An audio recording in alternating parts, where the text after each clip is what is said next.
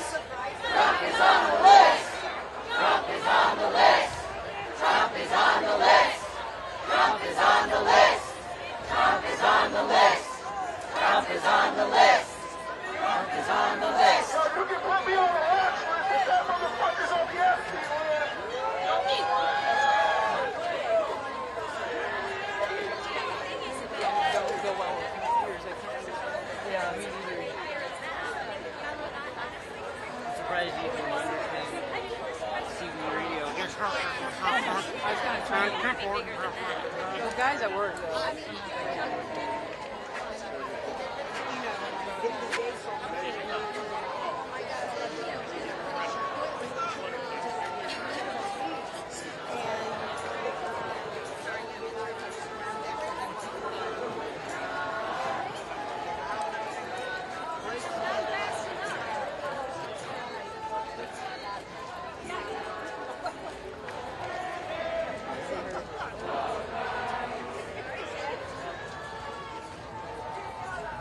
I hope they see me.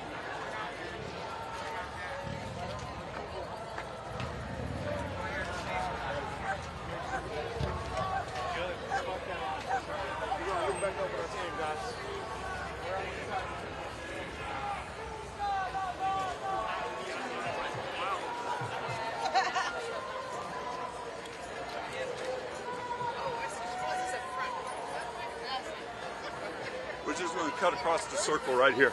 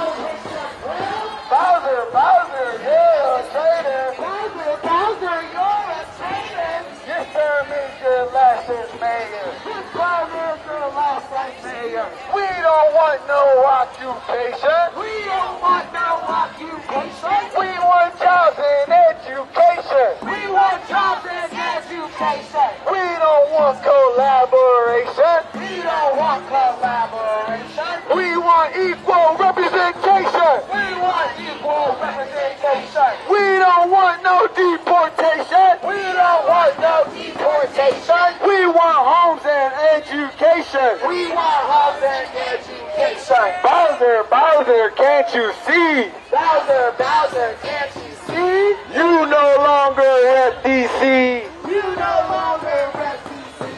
Bowser, Bowser, can't you see? Bowser, Bowser, can't you see? You no longer rep DC. You no longer rep DC. Bowser, Bowser,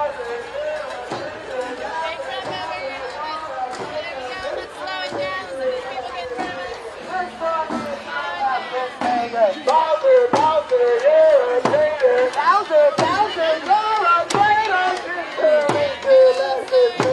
This time is your last finger. Bowser, Bowser, can't you tell? Bowser, Bowser, can't you tell? We know you don't wish us well. We know you don't wish us well.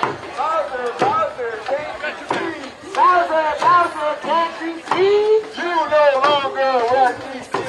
You no longer rep DC. Bowser is drunk, sitting in a tree, attacking and terrorizing kids in DC. Bowser is drunk, sitting in a tree, attacking and terrorizing kids in DC. Bowser is drunk, sitting in a tree.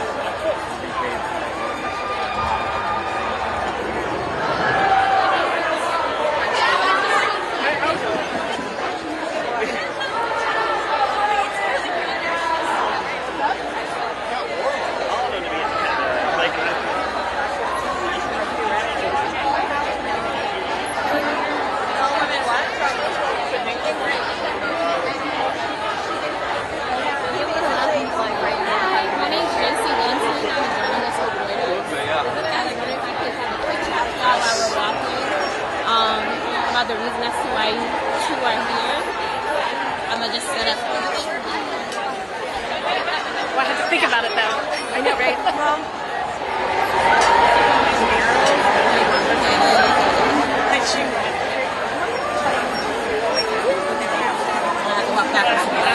sure. I know, it's well. Alright, so can I have your name, please? If you can't speak up as loud as I'm Allison. And I'm Kelly. Allison, how do you spell your first and last name? 1L-A-L-I-S-O-N. Elliott, E-L-L-I-O-T-T. Okay, so what brings you here today? Well, we want to show our support for democracy and for fighting what is right. I'm against the overreach of power. I believe in 3 branches of government. There's just been almost too many things to list. I feel like the racist undertones of America now are, coming out of the woodwork and out of the shadows, and Donald Trump is allowing people to feel like they can just be overly racist. I feel like ICE is such a horrible, the way things are being handled is just so horrible. And I believe that the government should work for all the people, not just billionaires. I feel like all the wonderful things that our Americans want are being stripped away for selfish, rich people. I don't know. That didn't really sound that great. But Where are you from? Are you from the area? yeah, we're from Severna Park. Yes. Oh, so you're just in or? No, we're from Maryland. Yeah. And I don't think it sounded that great. But against it, you know what I mean? When you think about, so what makes you support no kings in particular? I'm sorry. What makes you support no kings in particular? Well, I feel like, to me, I'm calling it no wannabe dictators because I feel like that sends a clearer message. I feel like when we elect somebody, they should be working for both of us, not vilifying half of the country, and working for all the people. And I feel like right now, the people in power are only working for themselves or for the highest bidder. That's good. Thank you very much.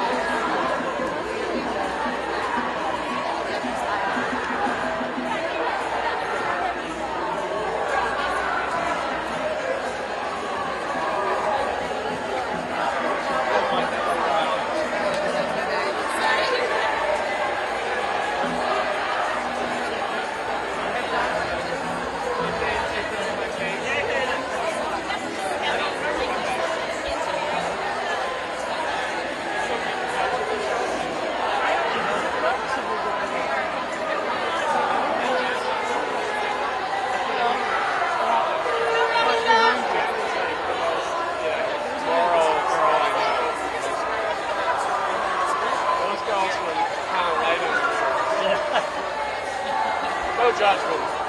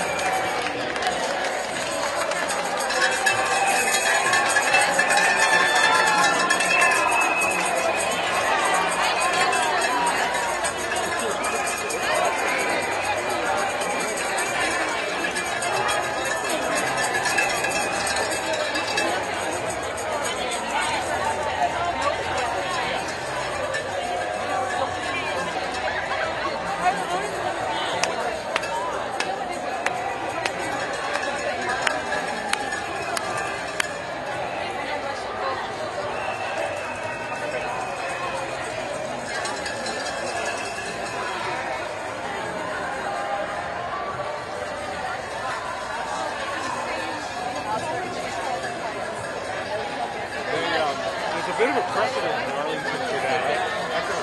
They're not. No one around us.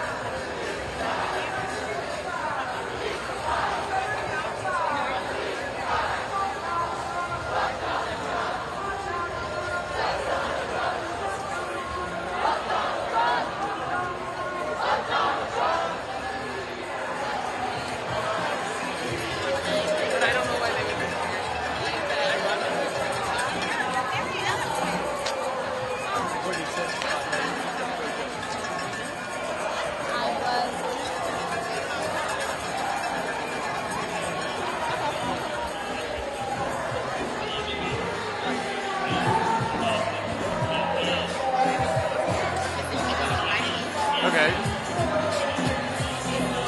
So what's this about? Well, mostly we've been writing and reading among our friends and trading all this info and news and everything. We decided this was the best opportunity we had to get out and contribute to a protest saying this is all wrong. What's going on here? If you were to do a little research on the history of Germany in the 1930s, you would see so many parallels that would scare the hell out of you.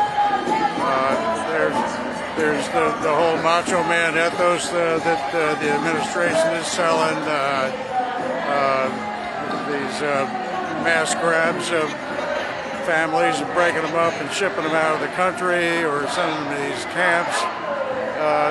There are just too many parallels popping up. I think someone who knows history is whispering in Donald Trump's ear, do this and do that, do this next. What's your name and how do you spell it? My name is Bob, B-O-B. And what's your last name? No, I'd rather not. Can you tell us where you're from? Are you a DC native? Well, I'm a Maryland native. All right. Okay. Have a good one.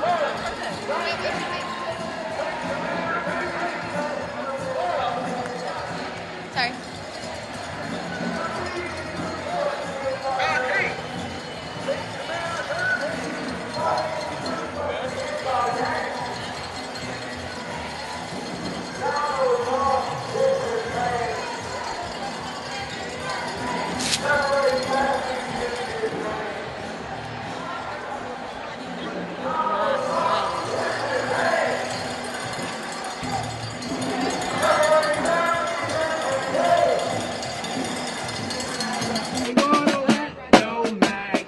Turn me around, turn me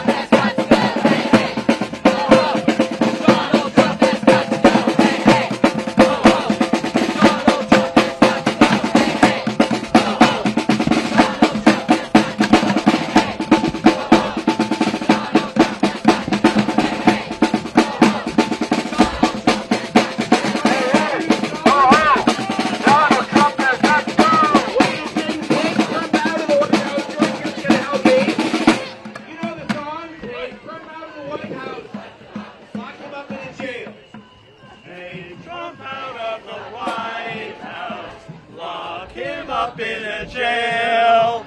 Get him in handcuffs and we will shout.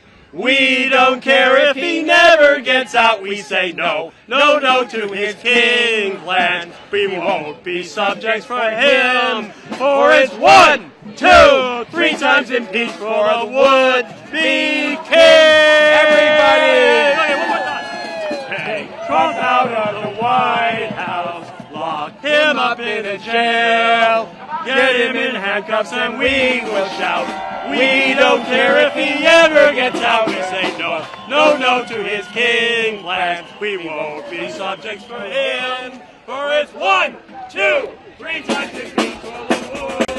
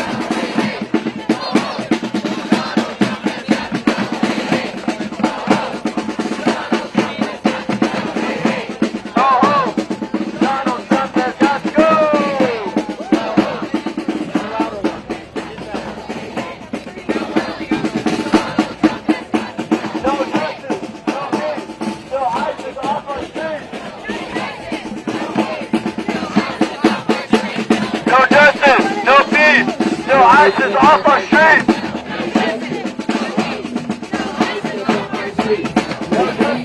No peace. No ISIS off our streets.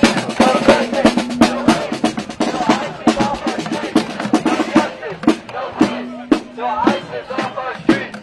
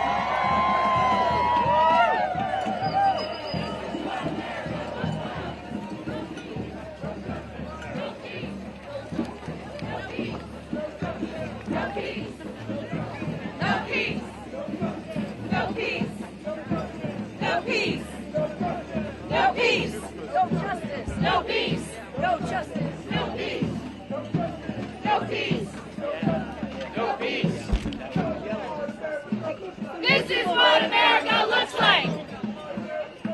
This is what America looks like. This is what America looks like. This is what America looks like. This is what democracy looks like. This is what democracy looks like. This is what democracy looks like. This is what democracy looks like. No peace. No peace. No peace. No peace. No peace. No justice. No peace. No justice. No peace. No justice. No peace. No justice. No peace. No justice. No peace. No justice. No peace. No justice. No kings. No justice. No peace. No justice. No peace. No justice. No peace. No justice. No kings. This is what America look like. This is what America looks like. Show me what America look like. This is what America looks like. Show me what America look like. This is what America looks like. Show me what America look like. This is what America looks like. Show me what democracy look like. This is what democracy looks like. Show me what democracy look like. This is what democracy looks like. Show me what democracy look like. This is what democracy looks like. Show me what democracy look like. This is what democracy looks like. No justice. No justice. No peace. No justice. No peace. No justice. No peace. No justice. No peace. No justice. No peace. No justice. No peace. No justice. No peace. Let's go, DC. Let's get live.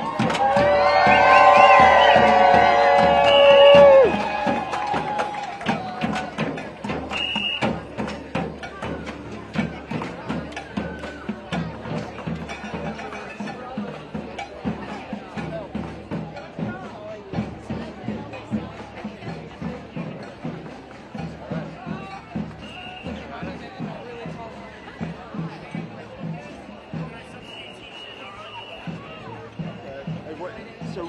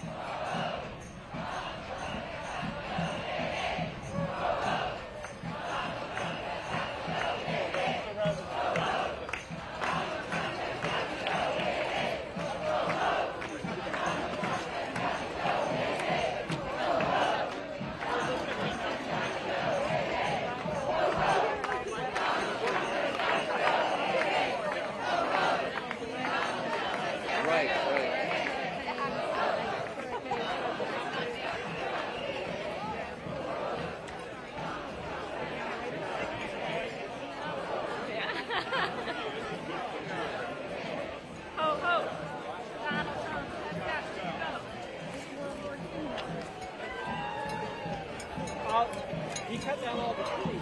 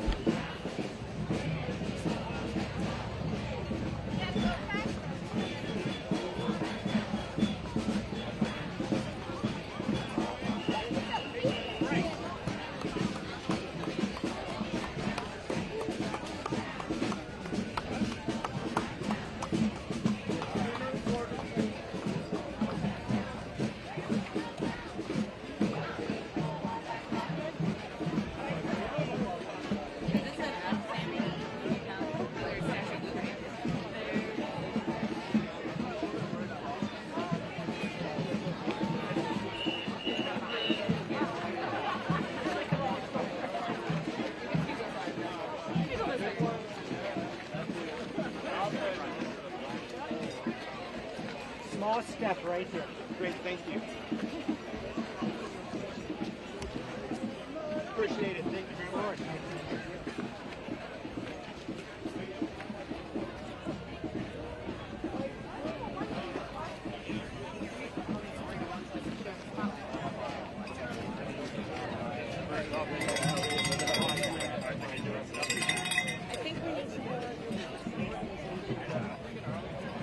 We're getting a little loose. We're playing a little loose right now.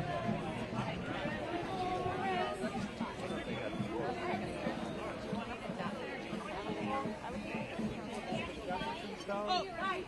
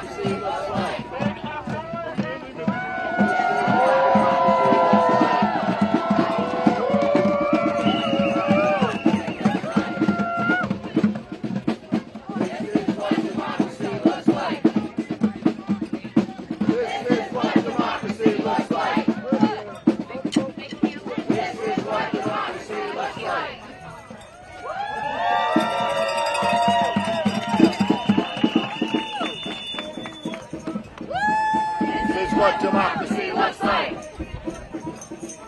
This is what democracy looks like.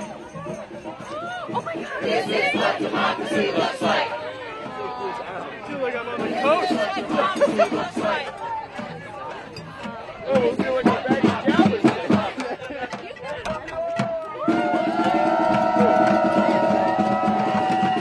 Oh, we've been to Galveston. Yeah! Immigrants are welcome in.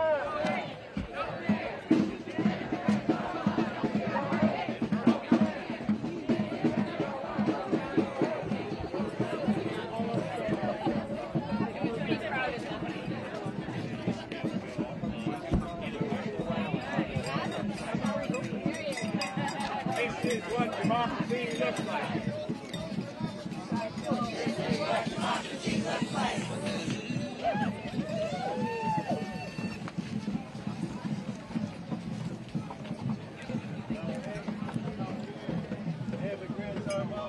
No hate, no fear.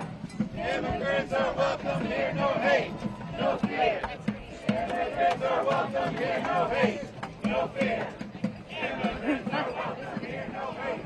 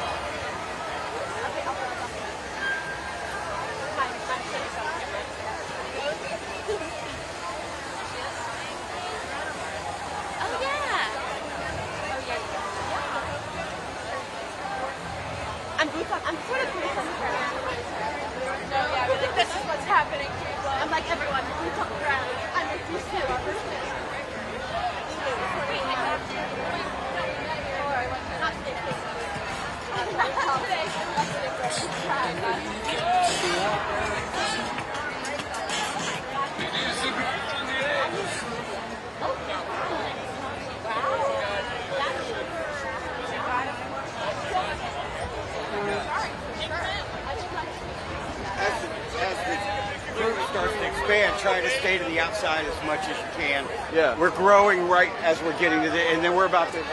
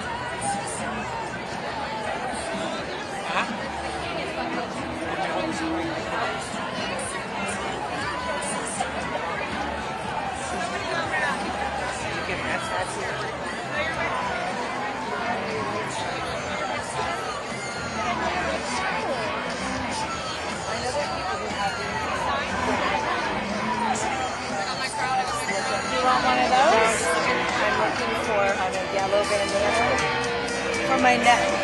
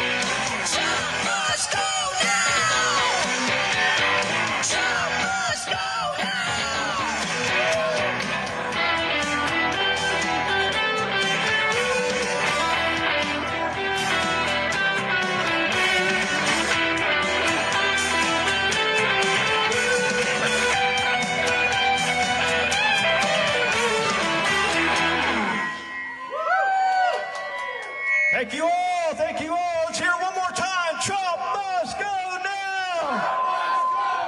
Trump must go now. Trump must go now. Trump must go now. Trump must go now. Trump must go now. Trump must go now. That's right, folks. We are the power. We here in D.C.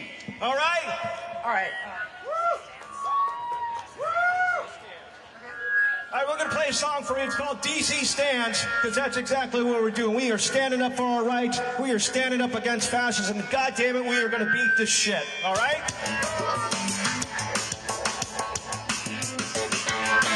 DC stands, we fight the power.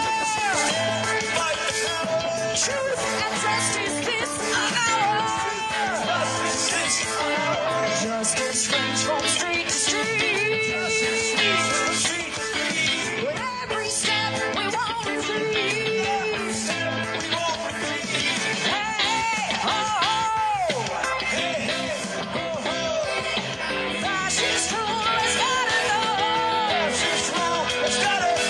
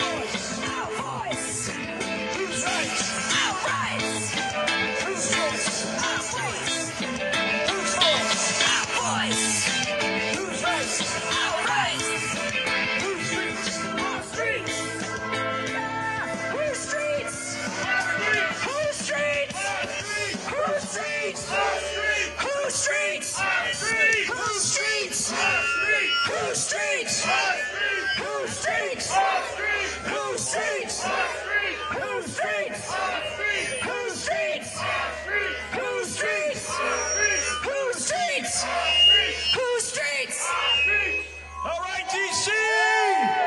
Let's give it up! Come on! Yeah! We are Waking Stone. We're here with Refuse Fascism. If you got a minute, you want to stop by, check out our table here because we've got a lot of really great stuff planned here for you.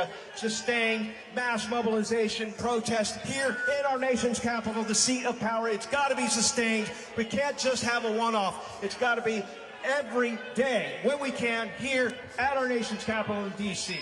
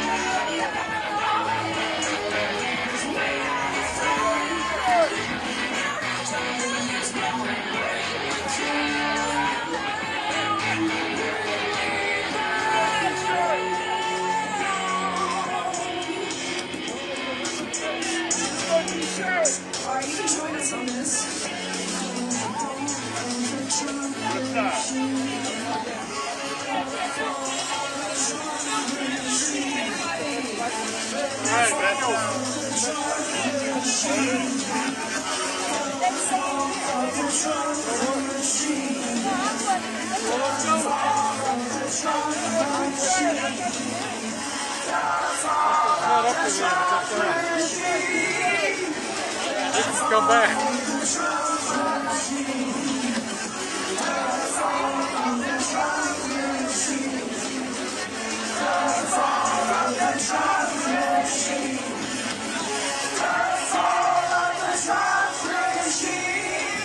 Hey!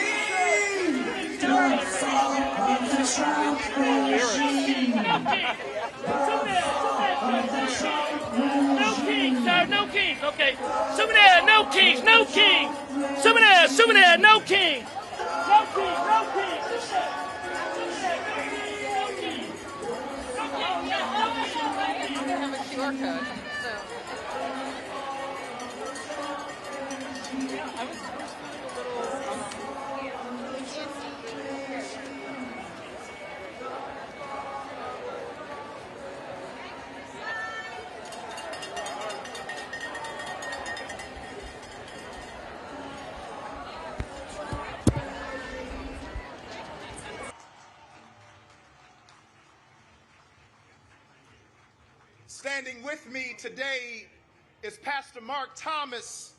Standing with me today is Rabbi Esther Letterman. Standing with me, yeah, come on, give him love. Standing with me today is Pastor Christopher Zacharias and Reverend Anthony Moore and Reverend Gail Fisher Stewart and Minister Stephanie Thomas Gordon and Brother Sim Singh Atariwa, and Reverend Terrence McKinley and Sister Nada Zaldi.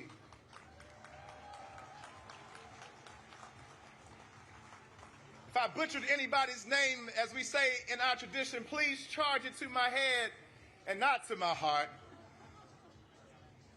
In my tradition, there is a story in the book of Daniel in the 3rd chapter. It's a story that you can find in the Hebrew Bible. It's about 3 brothers named Shadrach and Meshach and Abednego. And there was a king in the land in those days. And that...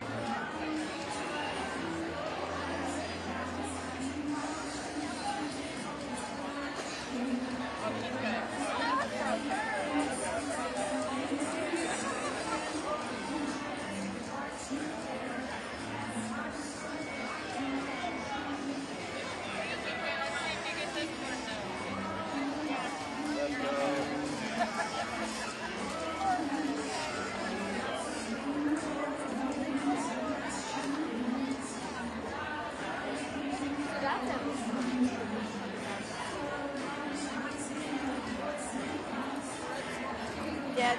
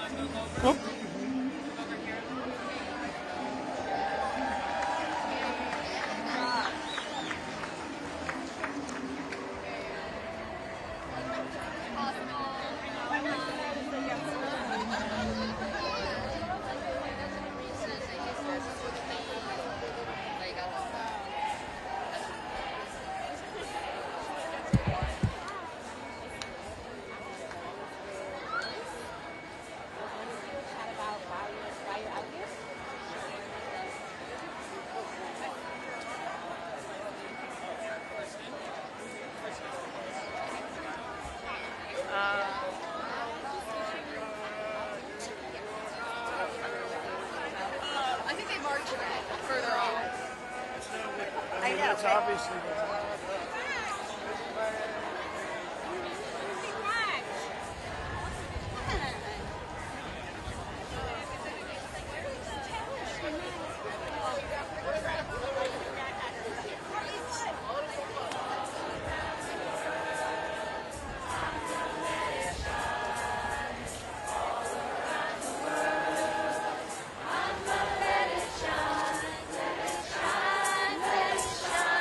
Let it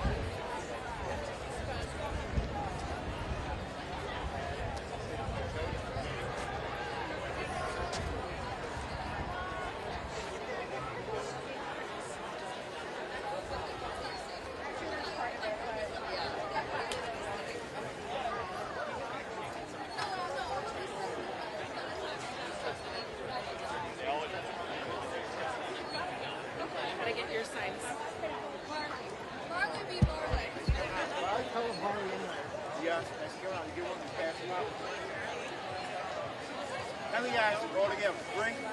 Face coming off the mark, face off the mark. Everybody begin.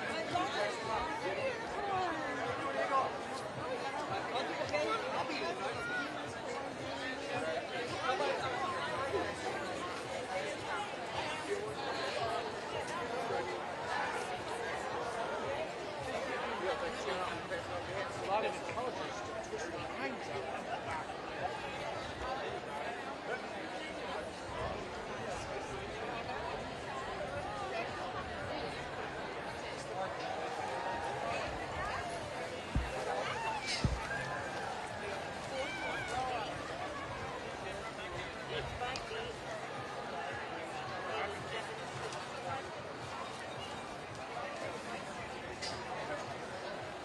Lovely. Oh, lovely. Thank you. Can I get a picture? Absolutely. And two sides. Oh, somebody.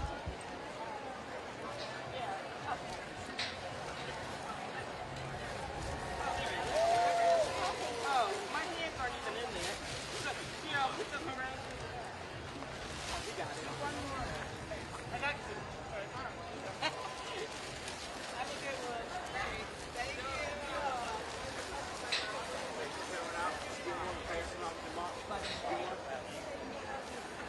Coming out with these passing them out. Moving them up. He's going to do the same.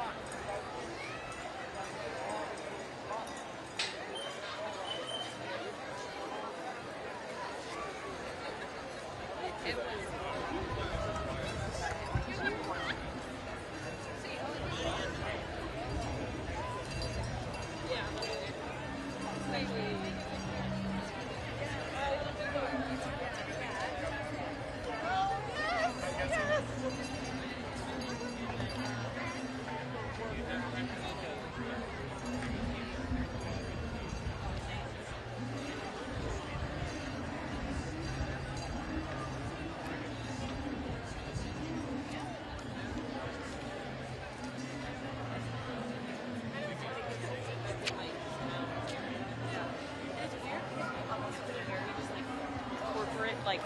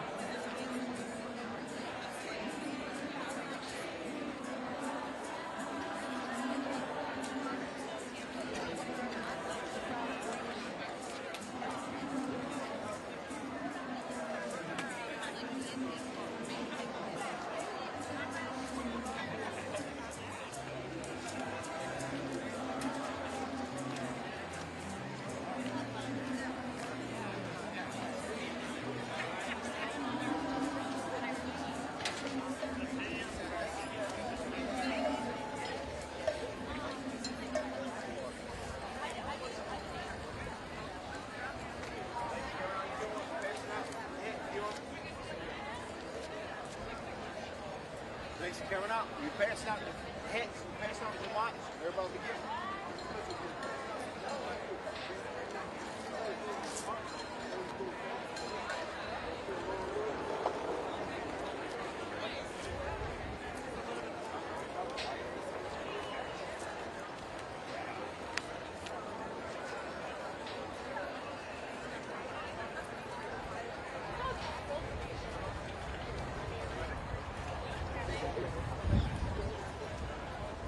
Travelers go 20 seconds.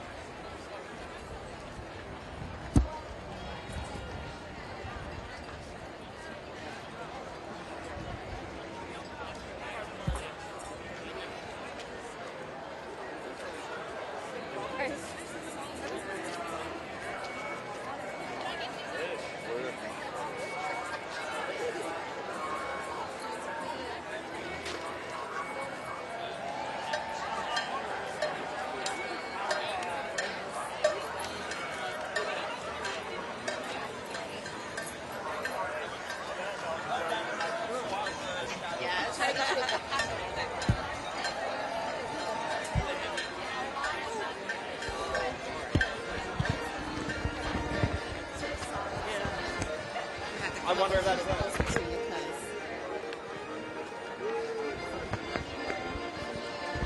Okay, you can just look right at me. Let's move a little bit over here.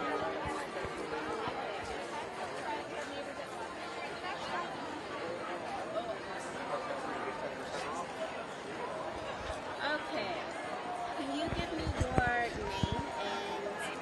and how you spell it? My name is Jeremy, Jeremy. Let me bring you up a little bit. So you say your name is Jeremy, last name?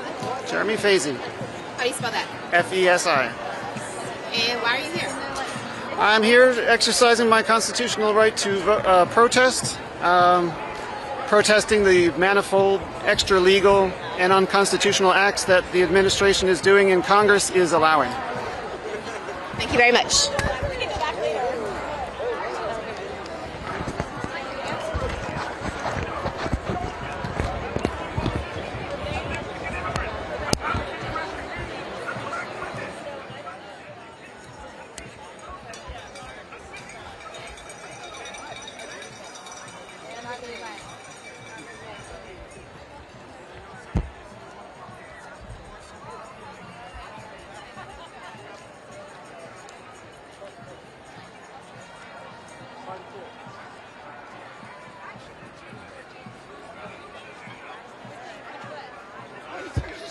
Thank you for taking that shirt inside out.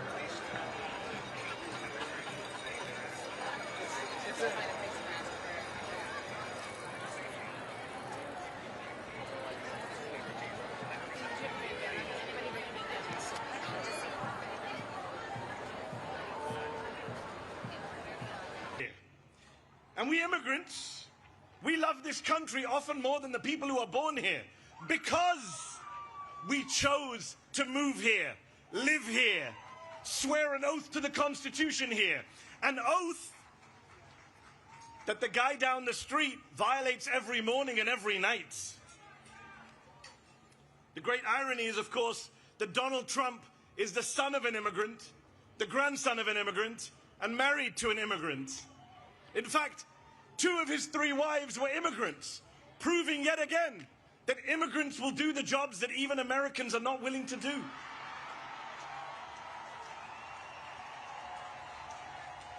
I immigrated here from the United Kingdom. You want to talk about no kings? The UK still has a king, King Charles III, but even he has less gold in his palace than Donald Trump has in the Oval Office right now.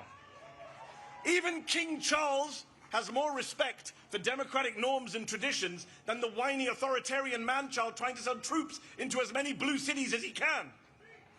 This is a president who says he wants to be a dictator, but only for a day. Well, we are now 271 days into his wannabe dictatorship. He just went to see the Egyptian president Sisi, who is a military dictator, runs one of the most repressive regimes on earth. And he went there and he said, I want to praise your fantastic leadership and your low crime rates. This is who he loves. This is the autocratic leader he aspires to be. And of course, he was in Egypt hailing his Gaza peace plan, which is a ceasefire, yes, but not a peace plan. Donald Trump, the man who uses Palestinian as a pejorative, as a slur, has no plan for Palestinian freedom, no plan for Palestinian statehood, no plan for justice for the Palestinians who have been massacred and starved and genocided and ethnically cleansed for the past 2 years, including the past 9 months of his presidency. Meanwhile, Israel for the past week has violated the ceasefire again and again, killing Palestinians with impunity. Yesterday they killed 7 Palestinian children during a ceasefire. There is no peace in the Middle East because, as Dr. King said, peace is not just the absence of violence, it is the presence of justice.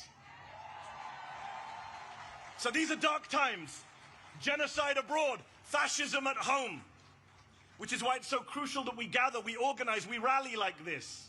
We mobilize, we pluralize, we bring people into the tent. We register voters, we defend voters, we become voters if we're not already.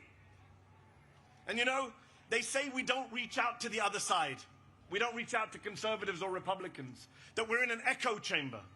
Well, let me say to every Republican and conservative watching, aren't you the ones who said no more big government? No tyranny in America? So if you believe that, what are you doing defending masked federal agents in unmarked cars, bundling people off of the streets, including American citizens, and disappearing them? How are you okay with that? And if you're not okay with it, then come over to our side. The side of the Democrats. The small d Democrats, not the big D Democrats, not the Democratic Party. Those of us who are from all parties and none. But those of us who care about saving America so that we can get to our 250th birthday and still be free when we reach 250 years. Come over to our side. The side of no crowns, no thrones, no kings. The side of freedom, of liberty, of the Constitution. The First Amendment, the Fourth Amendment, the 14th Amendment, the 22nd Amendment, which says 2 terms means 2 terms. And if you're not worried about Donald Trump trying to stay on for a 3rd term, you should be. He's literally selling merch. So I worry about free and fair elections in 2028. But then I say, why should I worry? I see all of you here today. What is there to worry about? We here today are not spectators. We are citizens. We are not bystanders, we are proud and patriotic Americans. And we Americans, we the people, will not allow our country to be taken over by demagogues and dictators. We will not stand for it. So let me ask you this. I need to hear you. Are you willing? Are you willing? Answer this. Are you willing to sit back and let Trump shred our freedoms? I can't hear you, DC. They need to hear you in the White House. Are you willing to let Trump shred our freedoms? Are you willing to sit back and bend the knee to fascists and white supremacists? Are you willing to be the Americans on whose watch democracy died? Good, because people power is our last line of defense. Remember this, Donald Trump has never, ever, not in 3 elections, won a majority of the vote. Never. And I'll say this to you. I'll say this to you. Here's the math that they are scared of.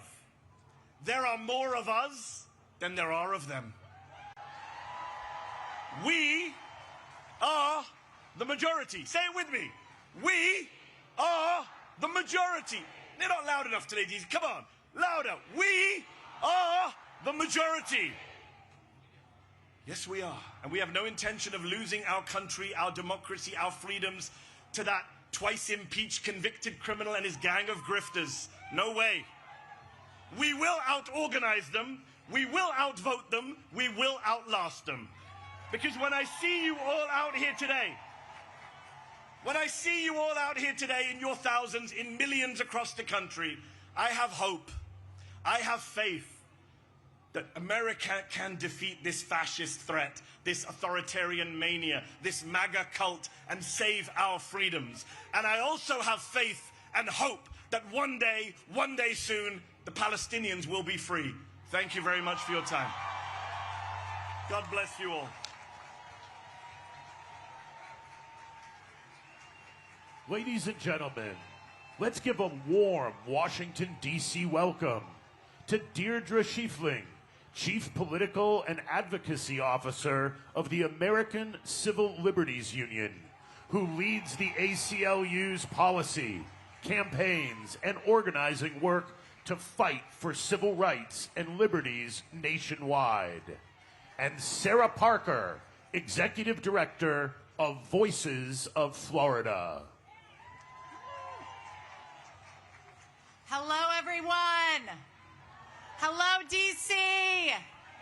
Woo! You look so beautiful. I wish you could see yourselves from here. You look amazing. You look powerful. I'm Deirdre Schiefling. I'm the Chief Political and Advocacy Officer for the ACLU, the American Civil Liberties Union, and a proud Washingtonian. I'm so thrilled to be here with you, my community, today, doing the most patriotic and American thing that we can do, peacefully, lawfully protesting the Trump administration's abuses of power and exercising our First Amendment rights. After all, our country has a 250-year-old history of disagreeing in public, and we are not about to stop now. For more than 100 years, the ACLU has defended our country's freedom, especially the First Amendment freedom of speech. It's not just our opinion that everyone is entitled to their beliefs without fear of punishment. It's in our country's Constitution. It's the cornerstone of our democracy. Our basic American freedoms are not something that any president can take away from us. So why is Trump trying? What is he so afraid of? This moment is so much bigger than a political disagreement. It's about standing up for our rights and the future of democracy. The democracy we want is a country of freedom, a country of equals, a country of due process and laws that apply to everyone.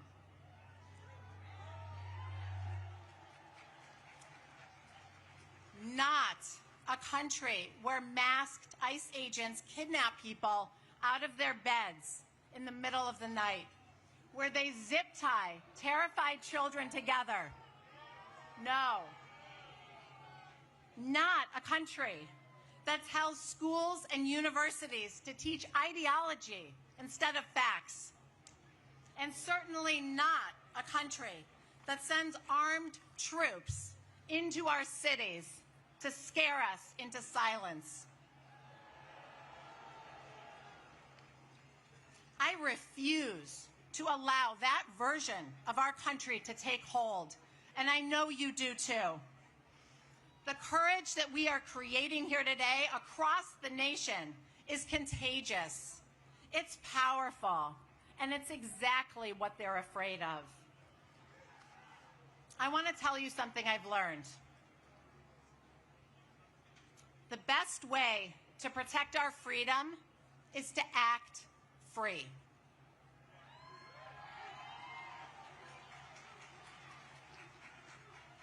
I was in my hometown of Buffalo, New York, a couple months ago, and I saw a new billboard up from the Buffalo Public Library. It said, "Free people read freely." Free people read freely. 4 words. I was so struck by the simplicity and the power of that statement, and by the fact that the public library felt the need to make it. Free people read freely. They think freely. They protest freely. They act free. The best way to protect our freedom is to act free. Thank you for doing that today. Thank you for your courage. It's powerful and it's contagious. We live in a democracy and we are going to act free. And with that, I'll turn it over to Sarah Parker.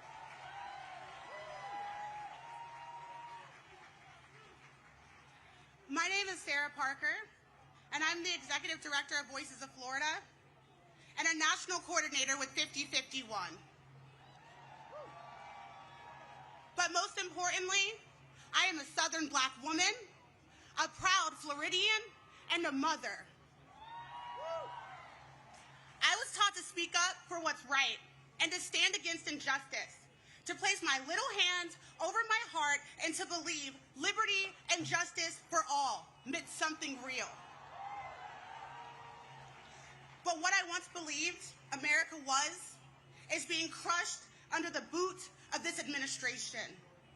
I should be at home with my children, raising them to believe in the promise of this country, not standing here demanding the rights that should never have been up for debate.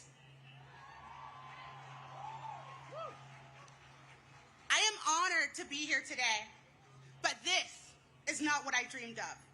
I never dreamed I'd be standing on a stage like this while millions of people are forced to march and protest peacefully in the streets because we refuse to stand by while this country slips into the iron grip of authoritarianism. And I ask this administration now, when we say with liberty and justice for all, who is all to this administration? Because this administration has made it painfully clear. It sure as hell ain't the people who need access to abortion care. It damn sure ain't the people and their families being ripped apart by deportation and kidnapped in the dead of night.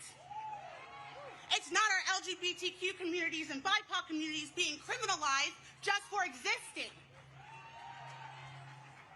And it damn sure ain't the people marching for justice while the National Guard is unleashed on peaceful protesters in their own streets. Contrary to popular belief, the fabric of this country wasn't woven by oligarchs, corporations, or power-hungry politicians.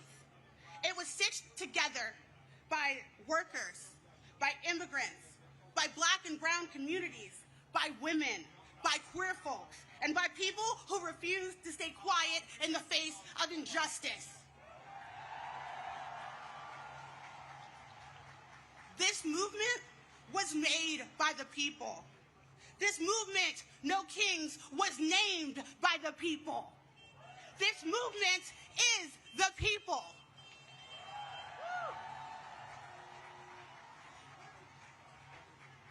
And newsflash to this administration and for the people who need it, this country was built on protest. And some of the most important changes in our history happened because everyday Americans just like us. And now, those in power are trying to unravel it thread by thread, taking away rights, stripping away dignity, rewriting what freedom actually means. They've tried to silence us with fear. They've tried to gaslight us with lies. And politicians have stood in front of the cameras, smugly, I may say, peddling smear after smear. Because it's easier for them to smear the American people than to recognize what they're doing to this country. And where I come from, we call that cowardice.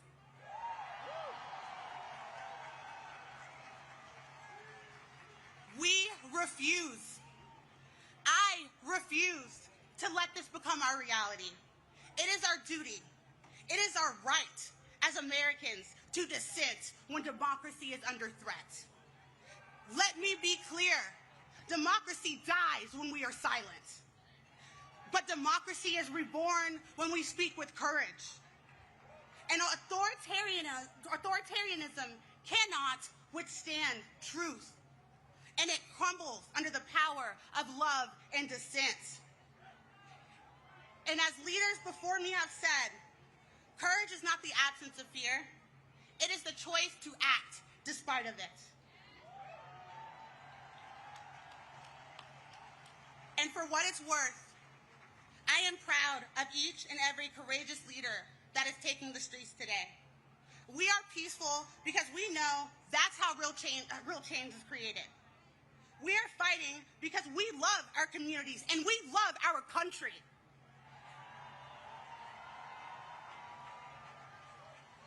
We are using our voices because it is our God-given American right.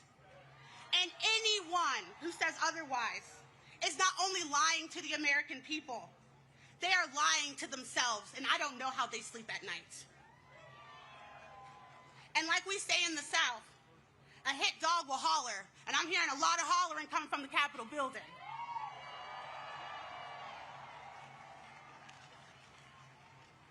The American people are pissed.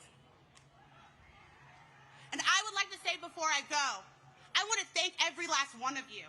I want to thank all the organizers with 5051. I want to thank Political Revolution, who's a national partner. But I want to thank our children. I want to thank our teachers. I want to thank your hearts for doing this and being out here in the street when they tried to make you afraid.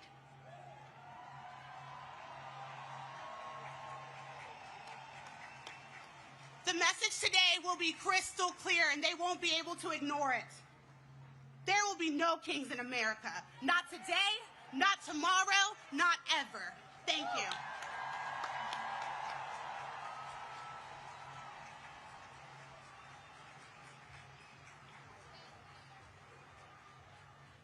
Please welcome to our stage Oliver Marino from Immigrant Legal Resource Center and member of El Colectivo de Familias Migrantes, and Afeni Evans, community organizer with the Fair Budget Coalition.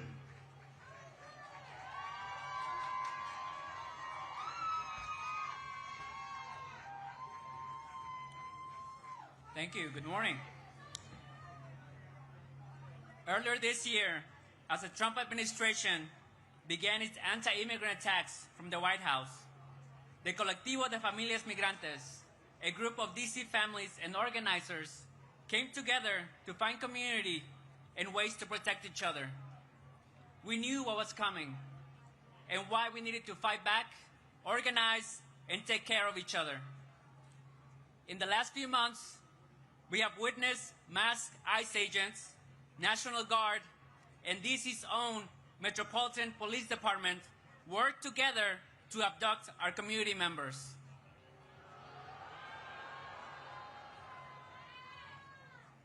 People have been detained while going to work, at local parks, in front of schools. Hundreds of people have been separated from their families, their loved ones, and our community. This is still happening.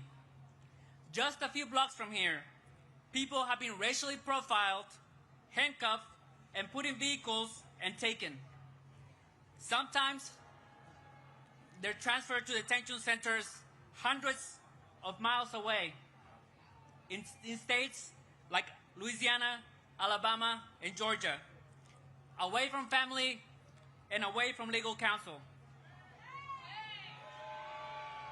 And to be clear, here in DC, the anti-immigrant attacks have come not only from the White House, but also from our own mayor, Mayor Bowser. Mayor Bowser tried to repeal DC's Sanctuary Values Act, a local law that limits collaboration between MPD, the local police, and ICE. But while politicians have failed us, it's been DC residents that have stepped up. We have seen our people go out and film ISIS abuses in the streets, share Know Your Rights information, provide mutual support to families of people detained, and organize to protect their immigrant neighbors. This is the moment to show solidarity, to reject attempts to dehumanize and criminalize our immigrant community, to hold our elected officials accountable, and to force them to stand up to an authoritarian administration that does not care about due process and people's constitutional rights. In order for the Trump administration to carry out its plans, it needs compliance from the public and from local governments. We must not comply. We need to do all that's in our power to protect immigrant families and our neighbors. We need us. We need you. We need each other to protect families, not feds. Thank you.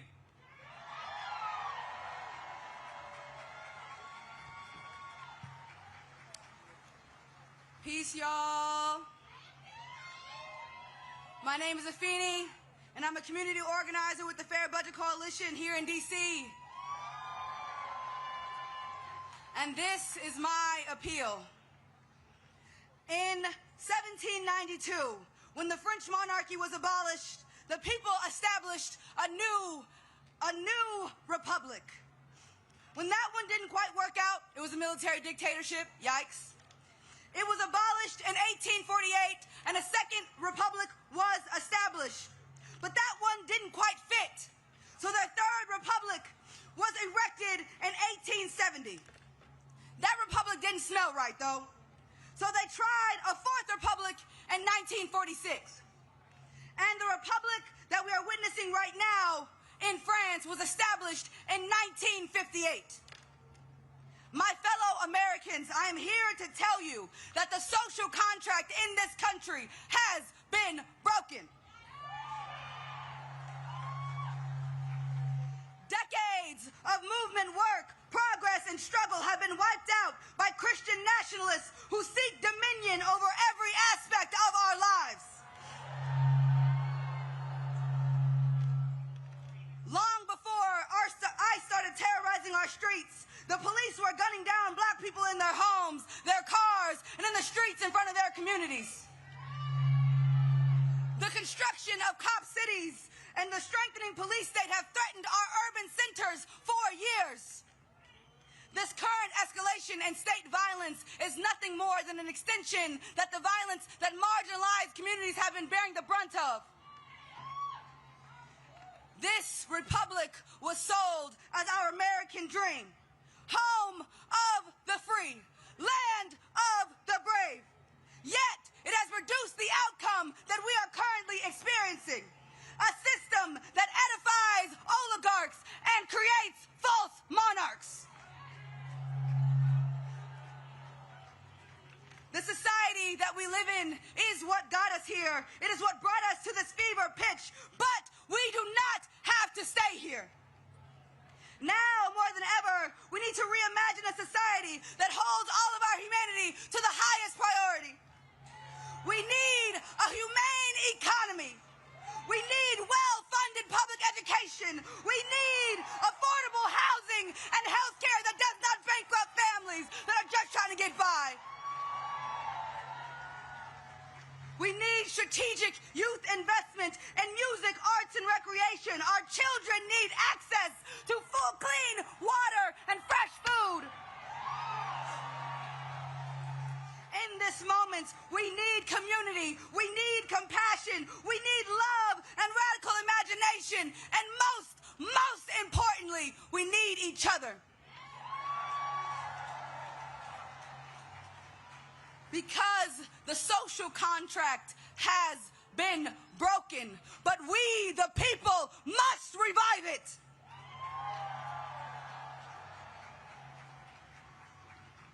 We, the people, can be stewards for a land of the free. We, the people, can be brave and make this broken house into a home for all of us. Because we are the source of power in this country. Our labor, our taxes, and our faith keep this system going. So we must have the revolutionary hope that collectively we, the powerful people, have the capacity to create something better. I'm here to tell you that we must be audacious in our pursuit of fulfilling that generational mandate. Because with public sentiment, nothing can fail. And without it, this system cannot succeed.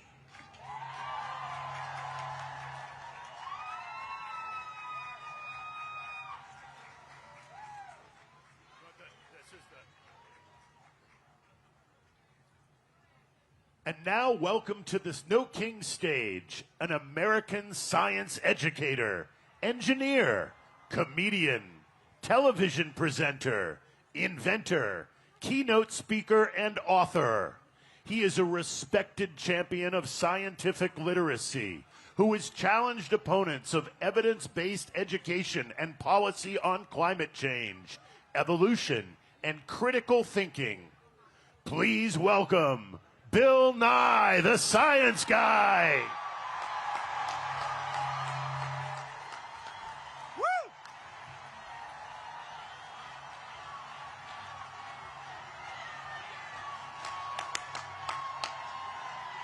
We love that song. Hello, DC.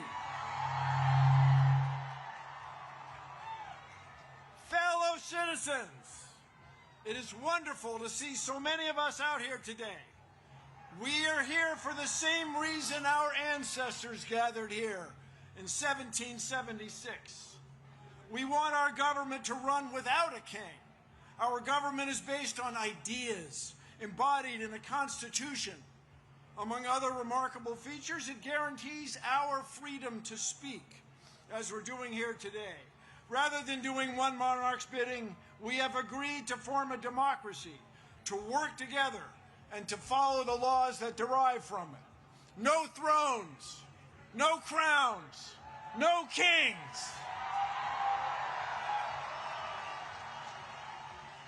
As many of you know, I am a native Washingtonian. I grew up here within the city boundaries. And when you grow up here, the affairs of the federal government are very much a part of your life. I remember well sitting on my father's shoulders and waving to astronauts as we, as a nation, celebrated their accomplishments back in 1964. In 1964, that was the first year my parents could vote for president as citizens of the District of Columbia. We still do not have voting representation in the district. Someday, perhaps. I remember well Martin Luther King's dream and Resurrection City, the plywood structures on the National Mall erected to house protesters who came to town demanding equal rights and opportunities, barely a month after Dr. King had been assassinated. I remember well the Vietnam War. The mall was shoulder to shoulder, much as it is today. Traffic stopped citywide. The protest movement expanded. There were protests around the country, and the war was ended. We are protesting in the same fashion today.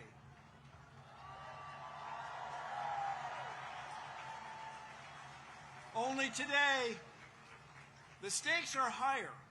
Rather than abandoning a war against an elusive, perhaps sometimes imaginary foe, we are confronting the possible end of our republic. We are here to tell our lawmakers that what's going on in our government is wrong. They must stop the abuses of this petulant president and his circle of sycophants. No thrones, no crowns, no kings.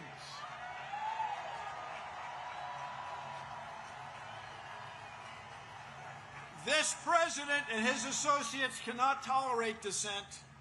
To them, our free speech is frightening. They are arresting people and denying due process in courts. They've tried to silence television hosts. They're trying to fire or indict civil servants, prosecutors, judges, even their own cabinet members. But in this land, these sorts of actions are not new. In 1776, our ancestors had had enough. They declared independence from a king by means of a document stored safely right over there on Constitution Avenue in the National Archives. Although it was conceived 249 years ago, the Declaration of Independence describes a train of abuses connected with an absolute authority, a king with absolute power. No thrones, no crowns, no kings. Their king had refused to honor the law. Their king had refused to let lawmakers be elected. The king had made court judges dependent on his will. They cited the king sending, quote, swarms of officers to harass our people. Their language referred to, quote, cruelty and faithlessness scarcely paralleled in the most barbarous of ages. Their king was trying to, quote, render the military independent and superior to civil power. Our founders even censured King George for cutting off trade with all parts of the world. Did these actions sound familiar?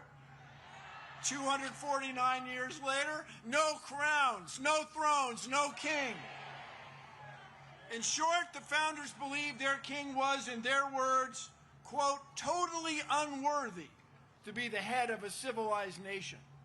No thrones, no crowns, no kings.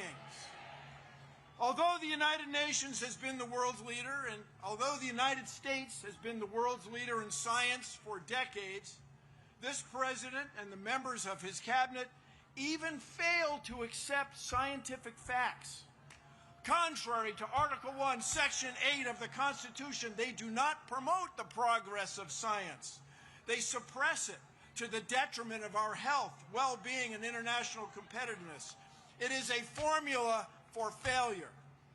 How did we get here? It hasn't been one instance of abuse of the power of executive order by this president. It hasn't been just one twist in a court ruling. Instead, it has been years in the making. Enabled by this president, a group of Confederates has worked together to undo many of our traditions and understandings of fairness and of citizens' rights. And they've done this through an odd legal tactic to overwhelm our court system with legal game after legal game, trying to hold or impound money secretly in order to let legal deadlines pass, to pretend that people they don't know, who are from different backgrounds, are somehow not quite citizens and not worthy of respect under the law. No thrones, no crowns, no kings. Let us now raise our voices. We are here demanding a return to the rule of law. Let the world know that we will suffer no king. We will put the United States back on a course to lead the world in fair governance. Together, no thrones, no crowns, no kings. Thank you all. Let's change the world.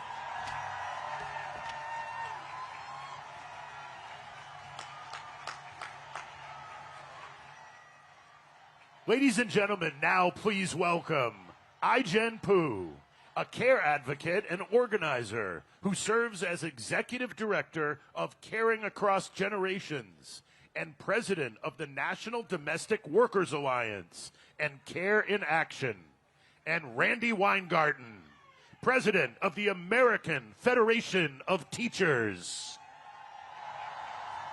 Hello, DC! Let me hear you say no kings! I'm so proud to share the stage today with my brilliant friend and sister hero, Randy Weingarten. And I bring greetings from the great city of Chicago.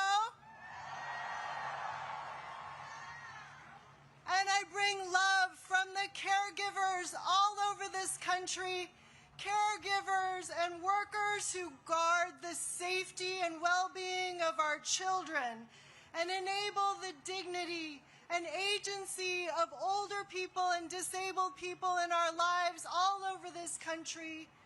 We are out marching in cities and towns all over this country today because we see what's happening. Parents unable to afford life-saving medicine for their children. Caregivers losing their health care and their ability to take care of the people they love. Disabled people forced into institutions because their caregivers have been taken by ICE.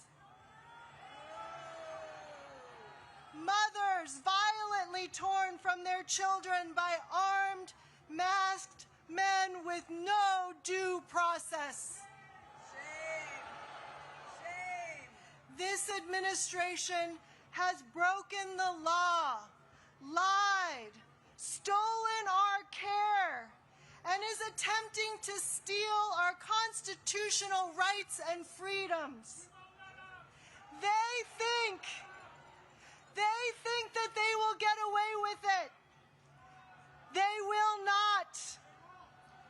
There are no kings in America.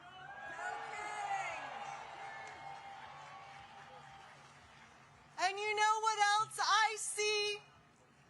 I see parents, caregivers, and teachers working together to make sure that immigrant children can go to school safely. I see unions and families organizing together and winning.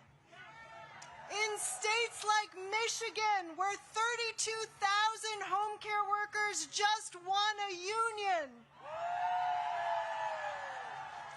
And in New Mexico, where child care is now free for everyone who needs it. It's the bravery of everyday people coming together to protect each other, to push for a good life for our families in America. We can win. We are the caring majority, and we are greater than the cruelty of wannabe kings. So let's remember the strength of our numbers today. Let's remember that we are not alone. We are the caring majority. And let us continue to be brave. Are you with me? Yeah. Are you with me? Yeah.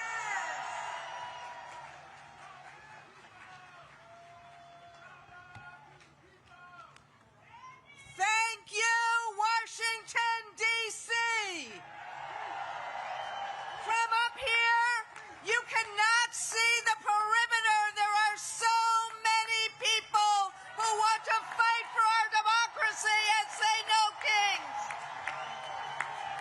And what I've just been told, that in New York City, there are more people in Times Square than there are on New Year's Eve. I want to thank my colleague and friend and sister, Ajen, for all of her advocacy.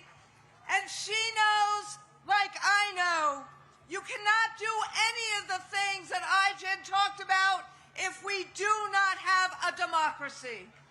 And today, we are saying we are fighting for our democracy. We in the labor movement are fighting for a democracy and a voice in it so we can secure a better life for all working people. All of God's children. Better wages, affordable health care and child care, good schools for children, and a secure retirement. Tell me, what is radical about all of that? But today, I speak not only as the leader, proud leader of a 1.8 million member union of people who make a difference in the lives of others, but I speak as a teacher, a high school social studies teacher. Yes, let's hear it for the teachers of America.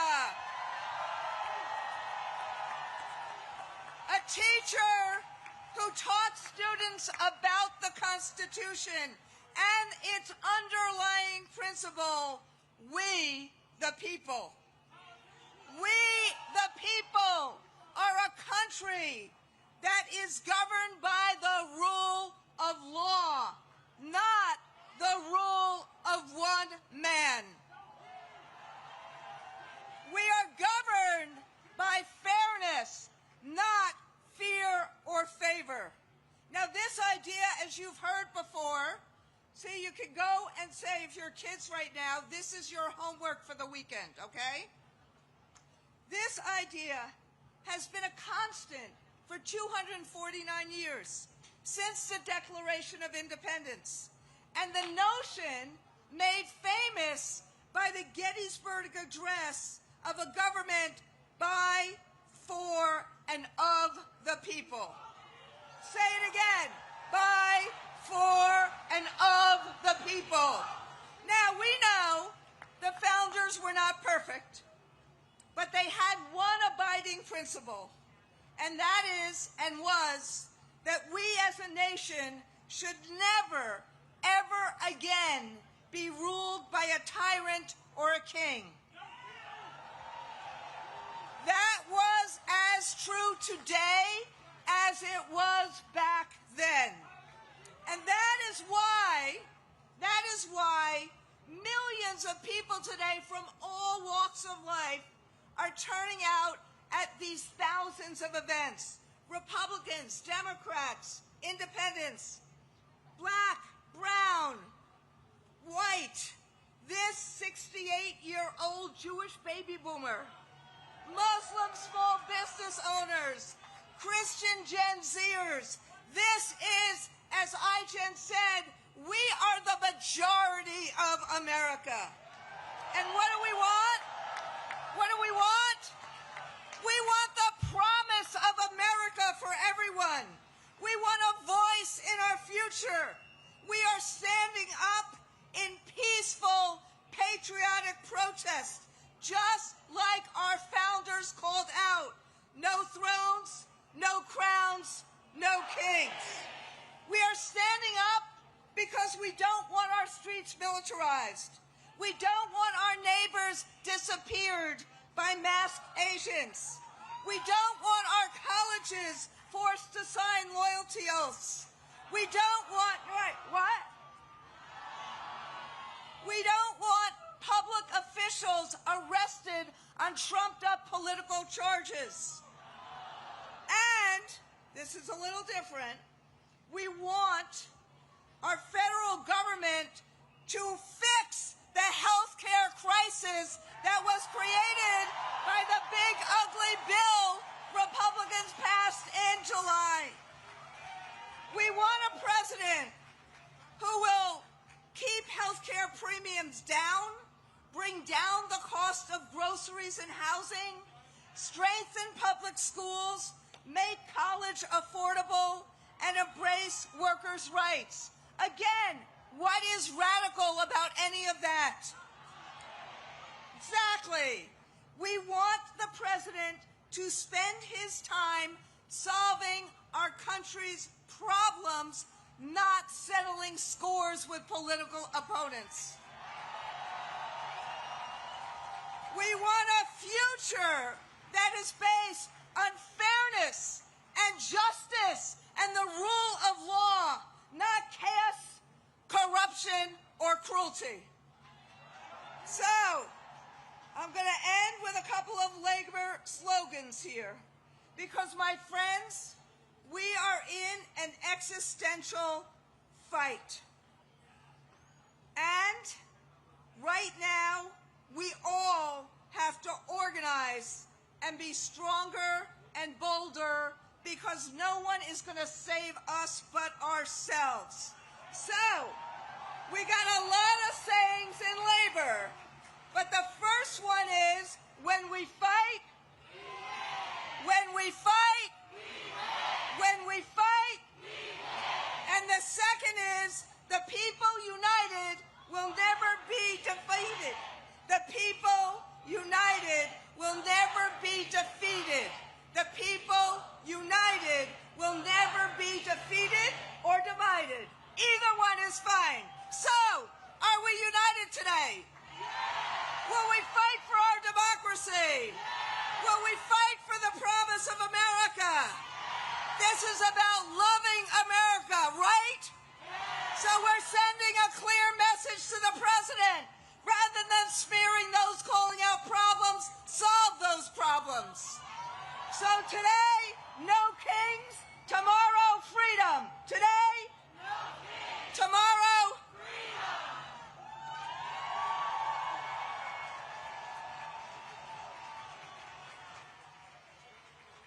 Now please welcome the co-founder of the Black Votes Matter Fund and one of the leading voices on voting rights, Cliff Albright. He is joined by 10th grader Zion, a youth student advocate from the Trigger Project. Good afternoon, everyone. My name is Zion Stewart. Good afternoon, everyone. My name is Zion Stewart, and I'm from Debbie Street Southeast, better known as Chopper City. I grew up around a lot of trauma and violence like many kids in my neighborhood. I got connected to the Trigger Project through one of my mentors. Going through Trigger University, I felt something I never felt before. A safe space, people who believed in me, and a chance to learn the real causes and the disease of gun violence. More police doesn't fix what's really going on. It just adds more confusion and chaos. It doesn't heal our pain. It doesn't give us opportunities or make us feel safe in our neighborhoods. Saying fuck Trump. Saying fuck Trump or fuck ICE would be what he expects from me, but that's not what we need. What we need is prevention, support, and spaces where black youth can thrive.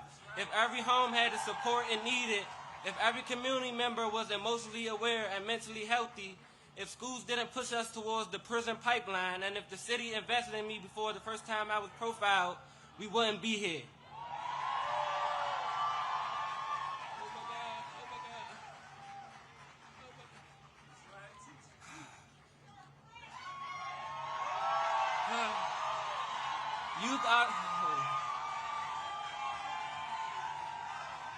Youth are the solution, not the problem. We deserve to be understood, not blamed or preyed upon.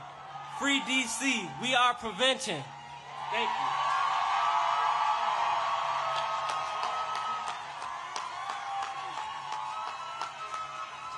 you. Y'all give it up again for Zion.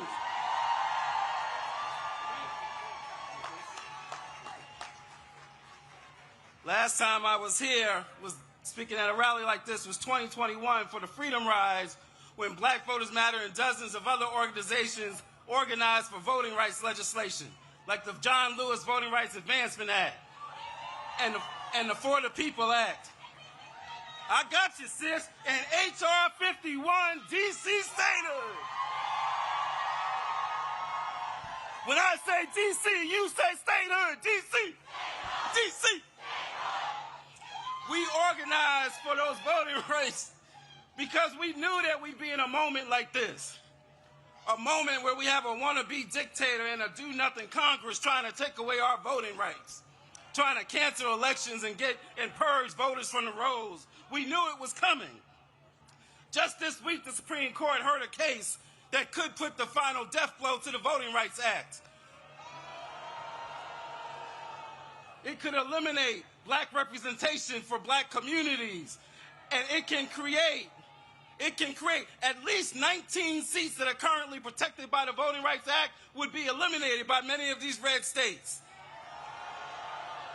And this is happening at a time when we are seeing mid-decade redistricting in places like Texas and Missouri because we have somebody who wants to be a king. We have somebody who, just like he said to Georgia, go find me 11,700 votes, he's trying to tell these states, go find me 10 extra congressional seats or 15 seats or 20 seats. And this could create a permanent one-party rule at the expense of black voters and black communities. But like so many other issues that are rooted in anti-blackness, that sickness won't just stay within the black community, it affects this entire country. And so we join you in saying, no kings. But we got to go beyond no kings, because the last time that call was made in 1776, 1/4 of this country's population was enslaved. And so we've got to go beyond no kings. We've got to recognize that they have used divide and conquer ever since that time in 76, or ever since 1619, to keep us divided, to divide those who were enslaved from those who were poor whites, to divide us from those indigenous brothers and sisters. They've been using that divide and conquer tactic, and they're still using it today to keep us divided, all of our communities. But I've got some good news for you, because what I know is this: if divide and conquer is one of the oldest tricks in the books, then by definition, one of the most revolutionary acts of resistance is simply to be united. For us to stand together, to sing together, to laugh together, to cry together, to fight together. Power to the people, yes, because what I also know is this: their hate cannot beat our love. And when I talk about our love, I'm not talking about a Valentine's Day kind of love. I'm talking about a radical love. I'm talking about a you might have to flip over the money changers tables kind of love. I'm talking about a love that is merged with power, because those two things are not opposite, they go together. As Dr. King told us, power without love is reckless and abusive, but love without power is sentimental and anemic. That's what I'm talking about. He went on to say that power at its best is love implementing the demands of justice, and justice at its best is power correcting everything that stands against love. That's what we need. And when we have that kind of love and power, when we walk in that kind of love and power that sees all of our communities, from Vermont all the way to Memphis, from LA all the way over to DC, especially Southeast DC.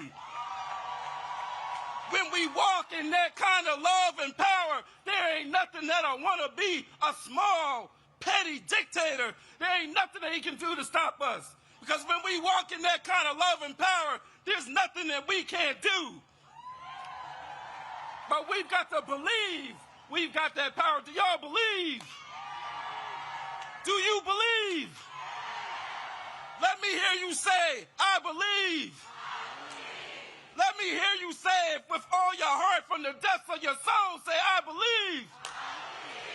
Let me see you put a fist up and say it so loud that the wannabe small man in the White House can hear you say, I believe. And when we believe, then we will truly build the society that we want. And that society will have no kings. Thank y'all.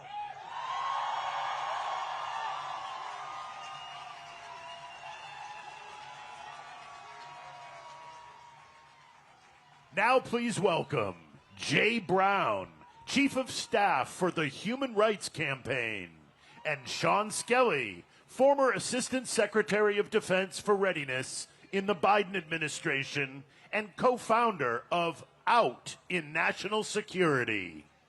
Hello, D.C.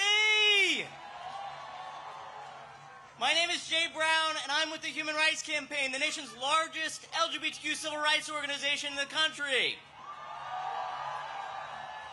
And I'm here today as a proud transgender American. I'm here to say this is my country, too. You know, like so many of you, I came here today with my family and friends. My twin sister is somewhere out there in that crowd of people. And growing up, she fit the mold of what people expected. You could say I broke the mold, but our parents loved us just the same. You know, we didn't know anybody transgender. We didn't even know the word. But they gave us the love and the support that we needed to thrive, and now I'm a dad with an amazing family of my own. And I gotta tell you, that's what freedom looks like. The freedom to live and to be and to raise our families as we see fit. But this president, he has a darker vision for America. One where our families are told how to parent their children, where our doctors are forced to forego their oaths to do no harm, where the government is ripping families apart and hurting our people. They're cutting billions of dollars from HIV prevention and treatment. They're banning our books. They're firing teachers who use a student's nickname. And they're firing gay workers who put a pride flag on their desk. But we're all here because we believe in a better America. We believe in a country where kids can get a quality education free from bullying, where love is love, where freedom is afforded to all and not reserved for the wealthy few. That is America at its greatest. That is our America. And on behalf of HRC's 3.6 million members and supporters, I'm here to say that America does not and will not ever have a king. The truth is, no one rally's going to save us. No court ruling, no single election will save us. We have to save ourselves. We have to build workplaces that are safe, classrooms that are welcoming, communities where we see each other not as our enemies, but as our neighbors. And we must always resist the temptation to believe only in the worst of this country. That's what he wants. He wants us to be defeated. Are we going to be defeated? No. He wants us to be silent. Are we going to be silenced? He wants us to be scared. Are we scared? You know, we have the power to build a better tomorrow. LGBTQ plus people, we live in every zip code and are from every background. We were born here and we immigrated here. We come from red families and from blue families. And we are here to say that this is our America too. No one knows that better. No one knows that better than my friend and a tireless public servant who's on stage with me today. A true patriot who knows the cost of freedom. I'm proud to pass the mic to former Assistant Secretary of Defense for Readiness and our HRC board member, Sean Skelly.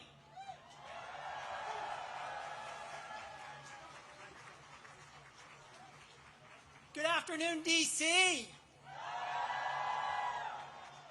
As Jay said, I'm Sean Skelly, a retired Navy officer, a former Assistant Secretary of Defense, and I serve on the board of the Human Rights Campaign.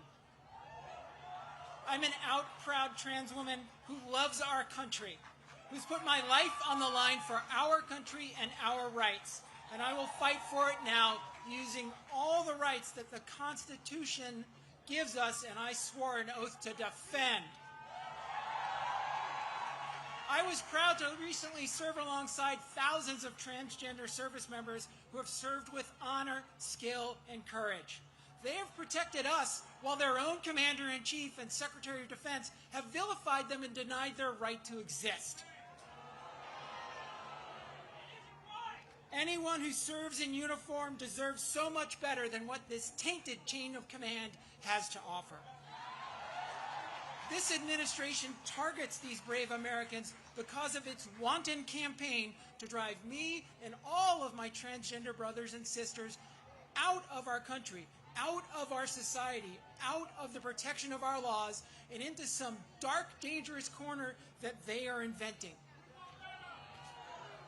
This wannabe autocrat can't allow transgender Americans to serve honorably and successfully in our military, which is the highest regarded institution in America, when they have chosen all transgender Americans, already some of the most at-risk and vulnerable people in this country, to be their autocratic other, the people to be feared, scorned, and blamed because of their shameless lies, hateful lies that they tell about the danger that trans people supposedly bring to our society, and somehow upset the utopia that the dear leader promised us is around every corner. The American people respect those who put on their uniform, who protect them, and serve at the risk of their lives for people we don't even know. We're here today because generations of Americans have bet their lives and their families' future on the promise of a more perfect union. The oath I took 10 times over 35 years of service in uniform and as a civilian means to every person who ever took it in good faith, and I'm going to quote the former chairman of the Joint Chiefs of Staff, Mark Milley, we don't take an oath to a king or a queen or to a tyrant or dictator. We don't take an oath to a wannabe dictator. We don't take an oath to an individual. We take an oath to the Constitution, and we take an oath to the idea that is America, and we're willing to die to protect it. To put it simply, no kings. We demand justice for our transgender service members. We demand justice and civil rights for every transgender American. We demand justice and democracy for every single American. No kings. Thank you.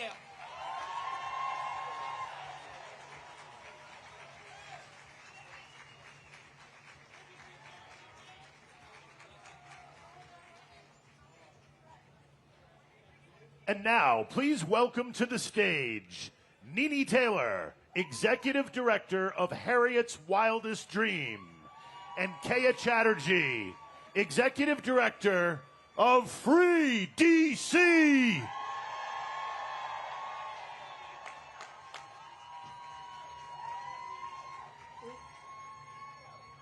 Welcome to DC. I ain't hear y'all say welcome to DC. I'm Nene Taylor. I'm the co-founder of and executive director of Hers Wildest Dreams, named after our ancestor Harriet Tubman. I am also the co-founder of Free DC. I was born and raised right here in Southeast Washington, D.C.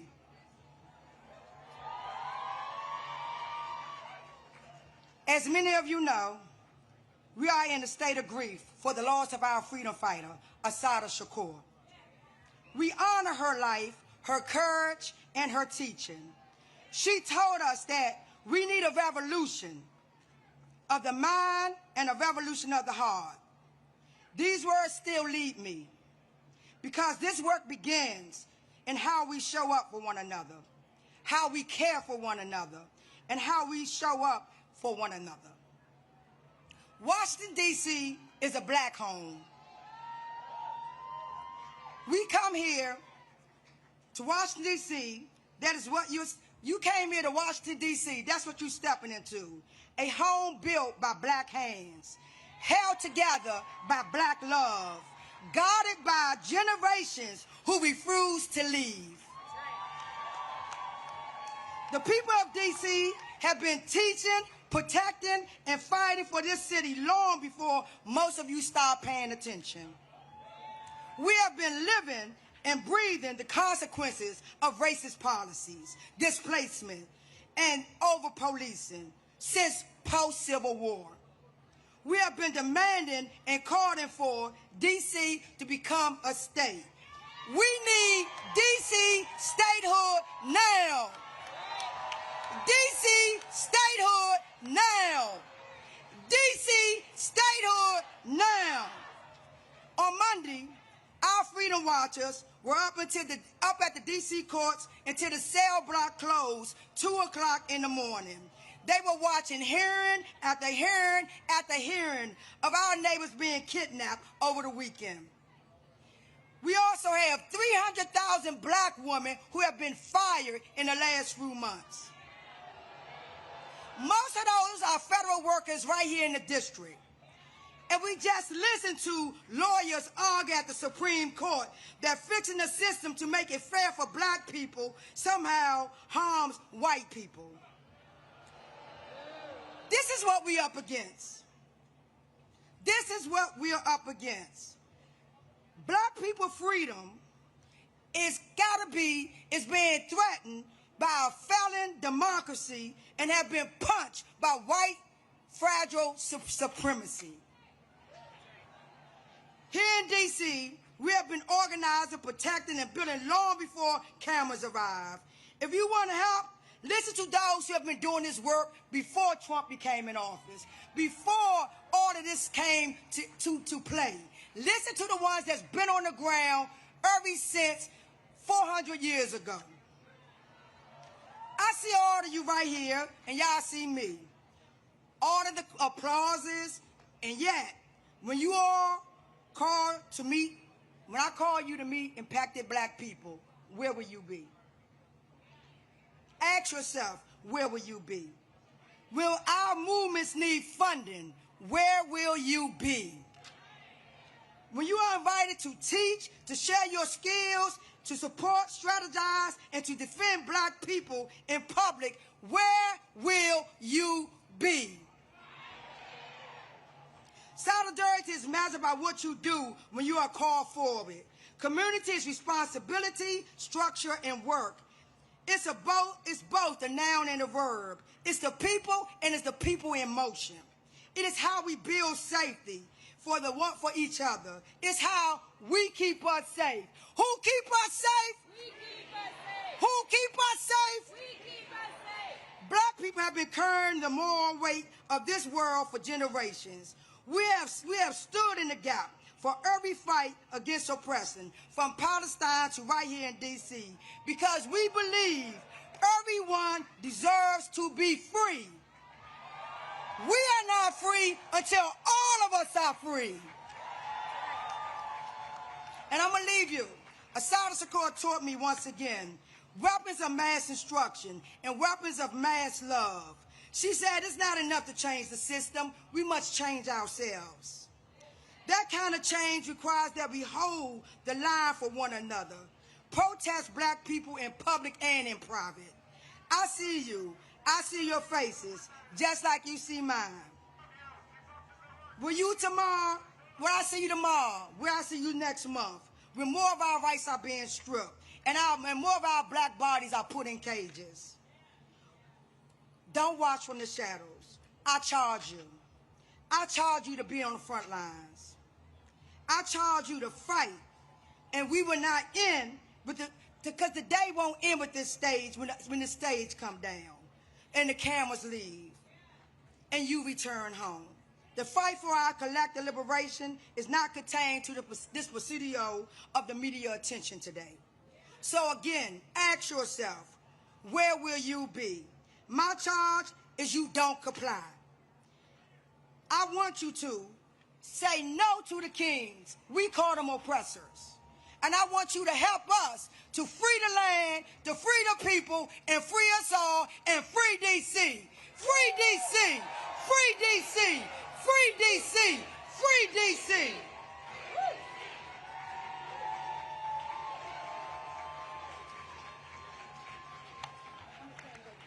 All right, my name is Kaya Chatterjee. Thank you so much, Nini. I am with Nini, one of the co-founders of Free DC and the executive director of Free DC. And we are the movement to protect DC home rule and win lasting dignity for the 700,000 people of DC. Let me hear you, DC. Who out here is here today for a Free DC?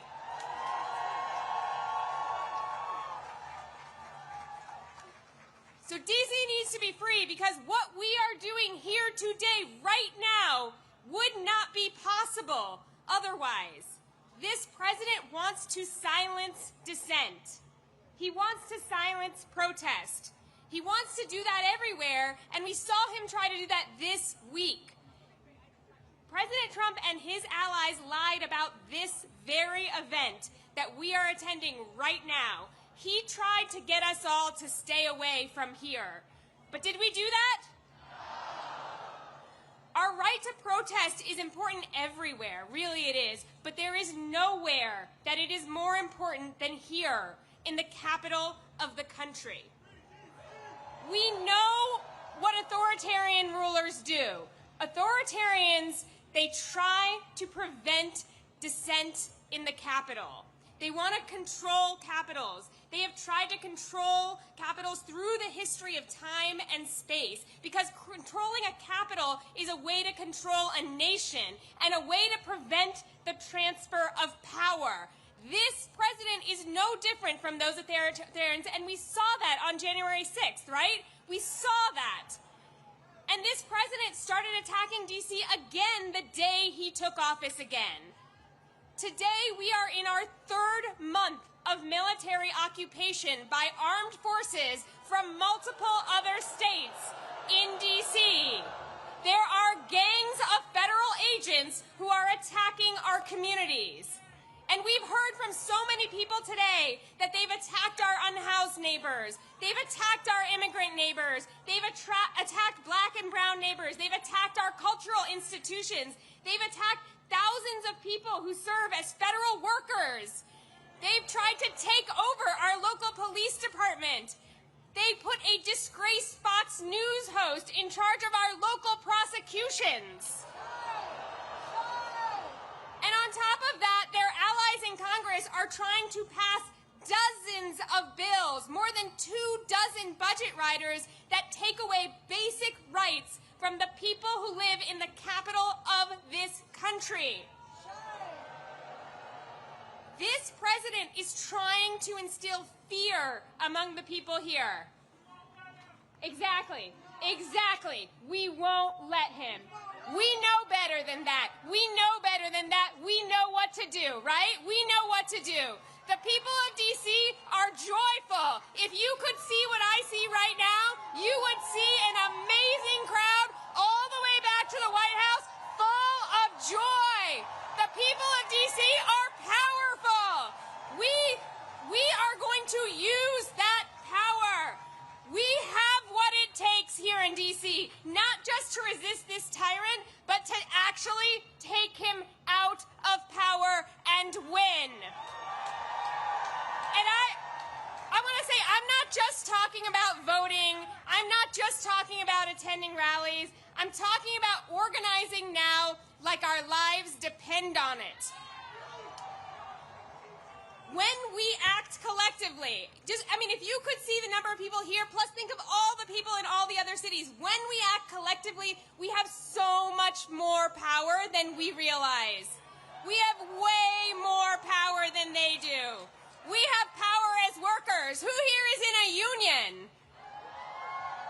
If you're not in a union, get in a union. Talk to your coworkers about collective action. We have power as consumers. We can choose to either fuel the companies that are profiting off of our oppression, or we can starve those companies. We have power as jurors. We have seen that these indictments they are trying to get, they are failing, right? Our people understand the assignment. We see that this administration's charges are unjust. We have power as taxpayers. We are all right now collectively funding this regime, and we have the power to slow that down, right? We know what's on our license plate here in D.C. What's it say? That's right. And we have power as community members. We can engage in our sacred duty to protect one another, to support one another in solidarity, and to reject this cruelty agenda that we're seeing unfold. And if those are things that you want to be a part of and you aren't already, come find the Free DC action tents. They're over to the right. I know it's like so crowded you can't even see where I'm waving here, but they're in John Marshall Park over to the right, and you can join the effort and the power it takes to win. We're also at freedcproject.org.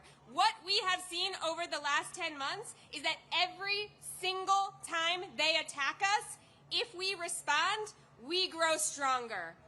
Every time they attack us, we grow more united, we grow our people, and we grow our resolve, and we learn what it takes to take them down. We're building unity, we're building power, and we are going to demand full power over our local money, our DC National Guard, our local laws, and ultimately, yes, we will be admitted as the 51st state of the United States of America. It is not going to be Canada. It's not going to be Greenland. It's going to be D.C. And our entire national democracy will always be at risk until that happens, until we actually protect the capital of this country. And that means that everyone across this country needs a free D.C. From Ward 1 to Ward 8. From Los Angeles to Chicago, from Memphis to Portland, we are more united now than we have ever been. We are united against deploying the military against our people. We are united against attacks on our democracy, and we are united against this agenda of cruelty that we are seeing unfold before our eyes. Together, we, the people here today, and all our friends we organize, we're going to bring it to an end. Free D.C.! Free D.C.! Free D.C.! Free D.C.! Free D.C.! Free D.C.!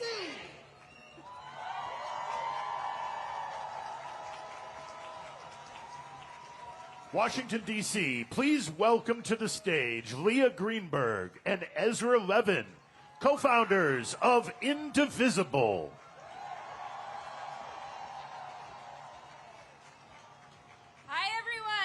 To be here with you today. I'm Leah. Hey, I'm Leah's husband.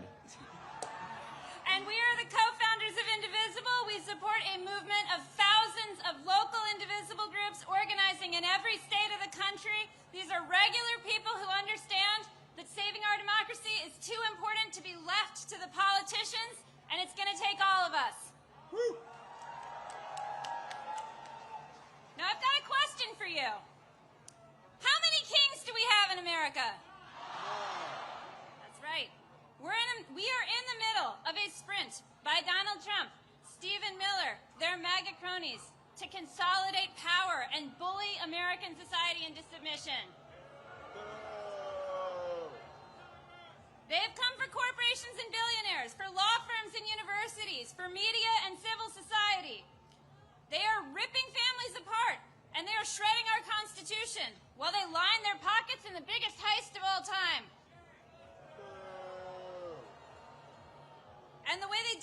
they go on the attack.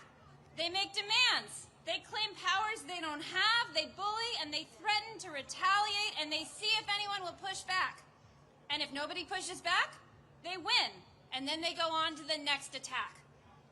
They are doing everything they can to convince us that they are all powerful, that they are inevitable, that they will win. And I need you to hear me. It's a lie. Woo! It's always been a lie. And the greatest danger we face is not Trump. It is how we, as a society, respond to this bullying, to this chilling effect. If we preemptively obey, if we shrink back, if we make ourselves small, if we do what they want in advance. Now we saw them try this play this week. Mike Johnson, Stephen Miller, their cronies on Fox News. They have spent the last week on the attack against No Kings, smearing all of us as anti-American. They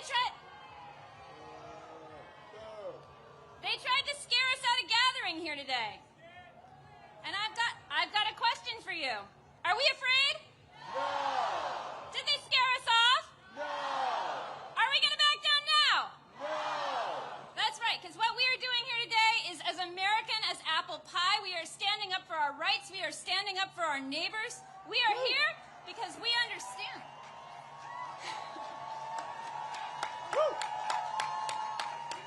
We are here because we understand that when a tyrant threatens your right to free speech, you call his bluff and you stand up.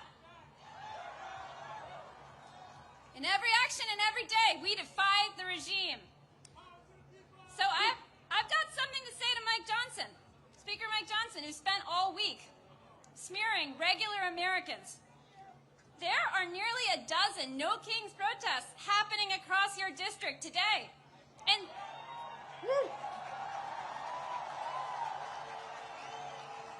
And since you've not been doing your job for over a month now, I bet you've got time to stop by. Leah Greenberg, everybody. My God. Look, Leah is my spouse. She's my partner. She's the co-executive director of Indivisible. She's the real strategic brains behind Indivisible. We are indebted to her for her strategic vision. I'm biased, but I think we all agree. Look, I'm just here to tell a story. And I think it's important for us to tell the story of these First Amendment rights that Leah is talking about. And this story I want to tell is about the first No Kings Day. Who here was at the first No Kings Day? Whoa, whoa, whoa, whoa, whoa. No, I don't think y'all were there. This was a quarter of a millennia ago. This was 250 years ago, 1775. They called it the Continental Congress. They didn't have the branding we did. But it was the first No Kings Day protest. What they did, they brought themselves together in opposition to this would-be monarchical ruler who was steamrolling the American public. He was occupying and invading American cities. He was terrorizing American communities. He was picking out his favorites and persecuting his political enemies. He didn't believe in democracy at all. Can you imagine? Can you imagine such a ruler over America? It was bleak. It was bleak. So what did our fellow Americans do? They put together a No Kings rally to give us a constitution. That's what they did. That's our history. Whose history? Whose history? Whose history? Look, this is a big experiment in self-government, a government of, by, and for the people. Nobody here is under the illusion that this was a perfect union. That's not what we created. This was a compromise of rich men, of white men, of slaveholding men. But this imperfect union that they put together, it also gave us some fundamental rights to make it more perfect. Who has been using those rights? The abolitionists, the suffragists, the heroes of the civil rights movement, the leaders at Stonewall, the leaders in the Dreamer movement, and all of us here. All of us here. Whose rights? Our rights. Whose rights? Ben Franklin, that lovely Benny, what did he say? Benny told us all, when asked what they had created, he said, a republic if you can keep it. Who's going to keep this? Who's keeping this republic? That's right. We love this country enough to demand more of it. You know who doesn't want us to make any demands? This regime. The tech fascists, the billionaire backers, They want us lazy and pliant and docile. They want us alone and afraid and powerless. Are we powerless? No. Are we alone? No. Damn right we're not. As I stand here today, Elon Musk, remember that guy? He's out of the White House. Jimmy Kimmel, back on air. And for the last week, this regime has been quaking in its jackboots at the thought of 200,000 people in D.C. outside the Capitol where Mike Johnson isn't working and hasn't been for the last month.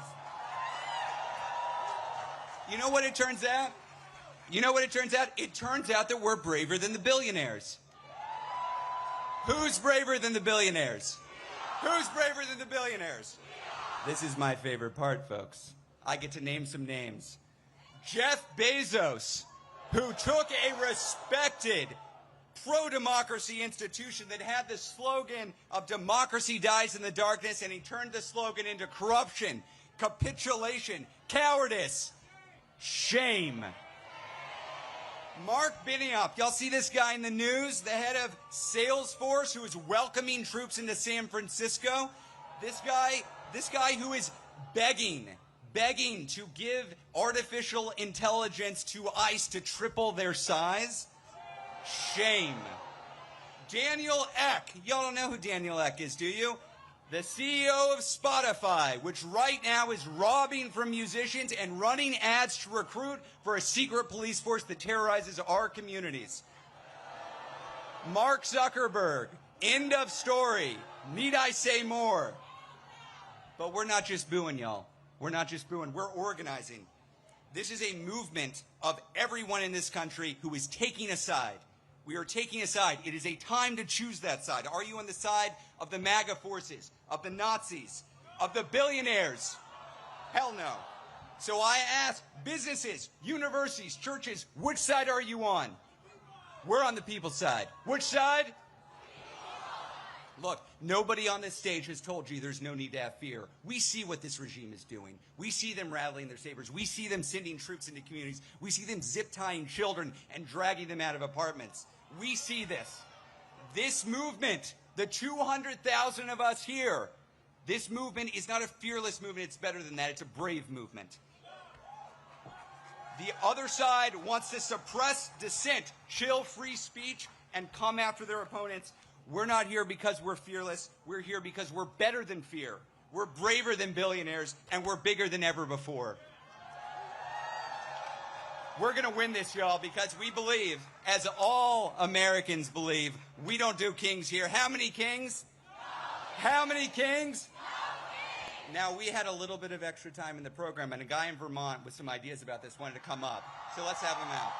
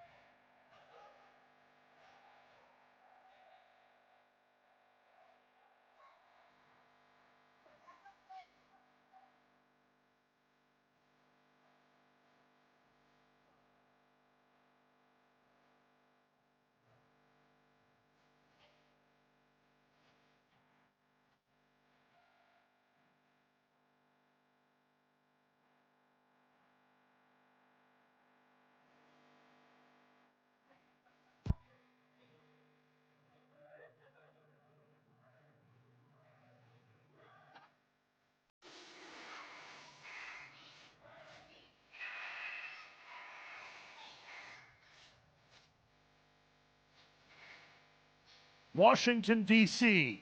Are you ready? Here we go. Please welcome the senior senator from the great state of Vermont, the Honorable Bernie Sanders.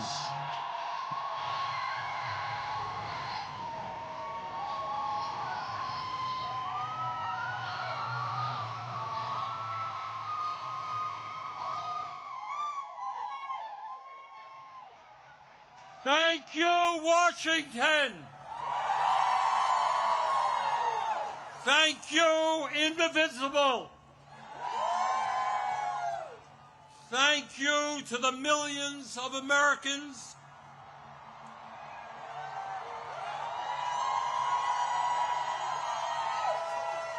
from our smallest towns to our largest cities in every state in our country who are gathering today at thousands of rallies.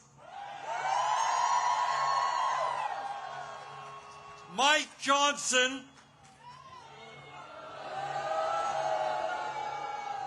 the Republican Speaker of the House, called these rallies Hate America events. Boy, does he have it wrong. Millions of Americans are coming out today not because they hate America. We're here because we love America.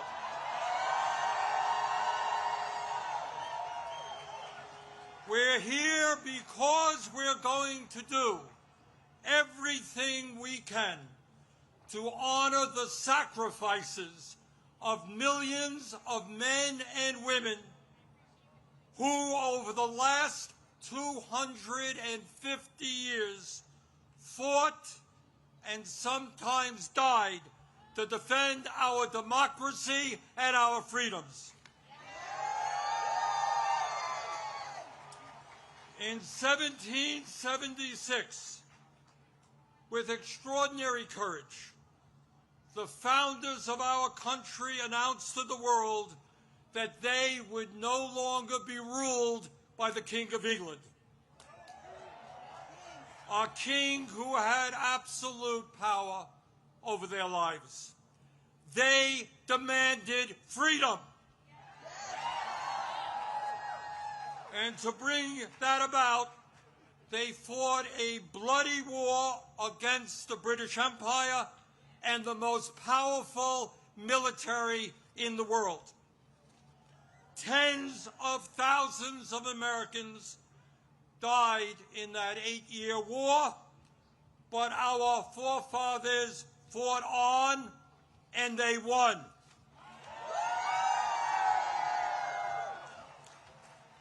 And in 1789, after winning that war, they did something extraordinary. They established the first democratic form of government in modern history.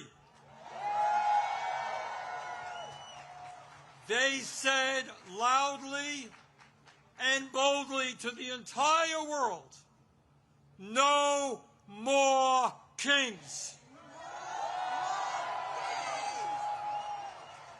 In America, they said, we, the people, will rule.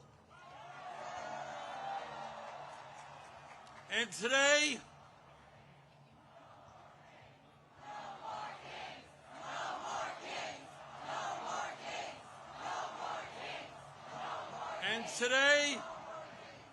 today in the year 2025, in this dangerous moment in American history, our message is exactly the same.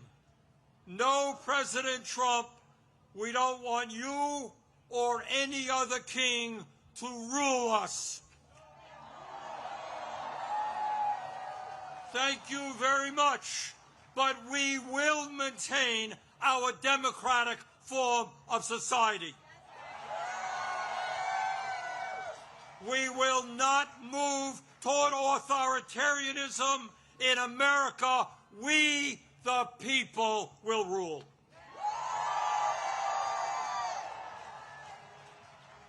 When he was sworn in as the nation's first president, George Washington called this attempt at self-government, quote, an experiment entrusted to the hands of the American people, end quote.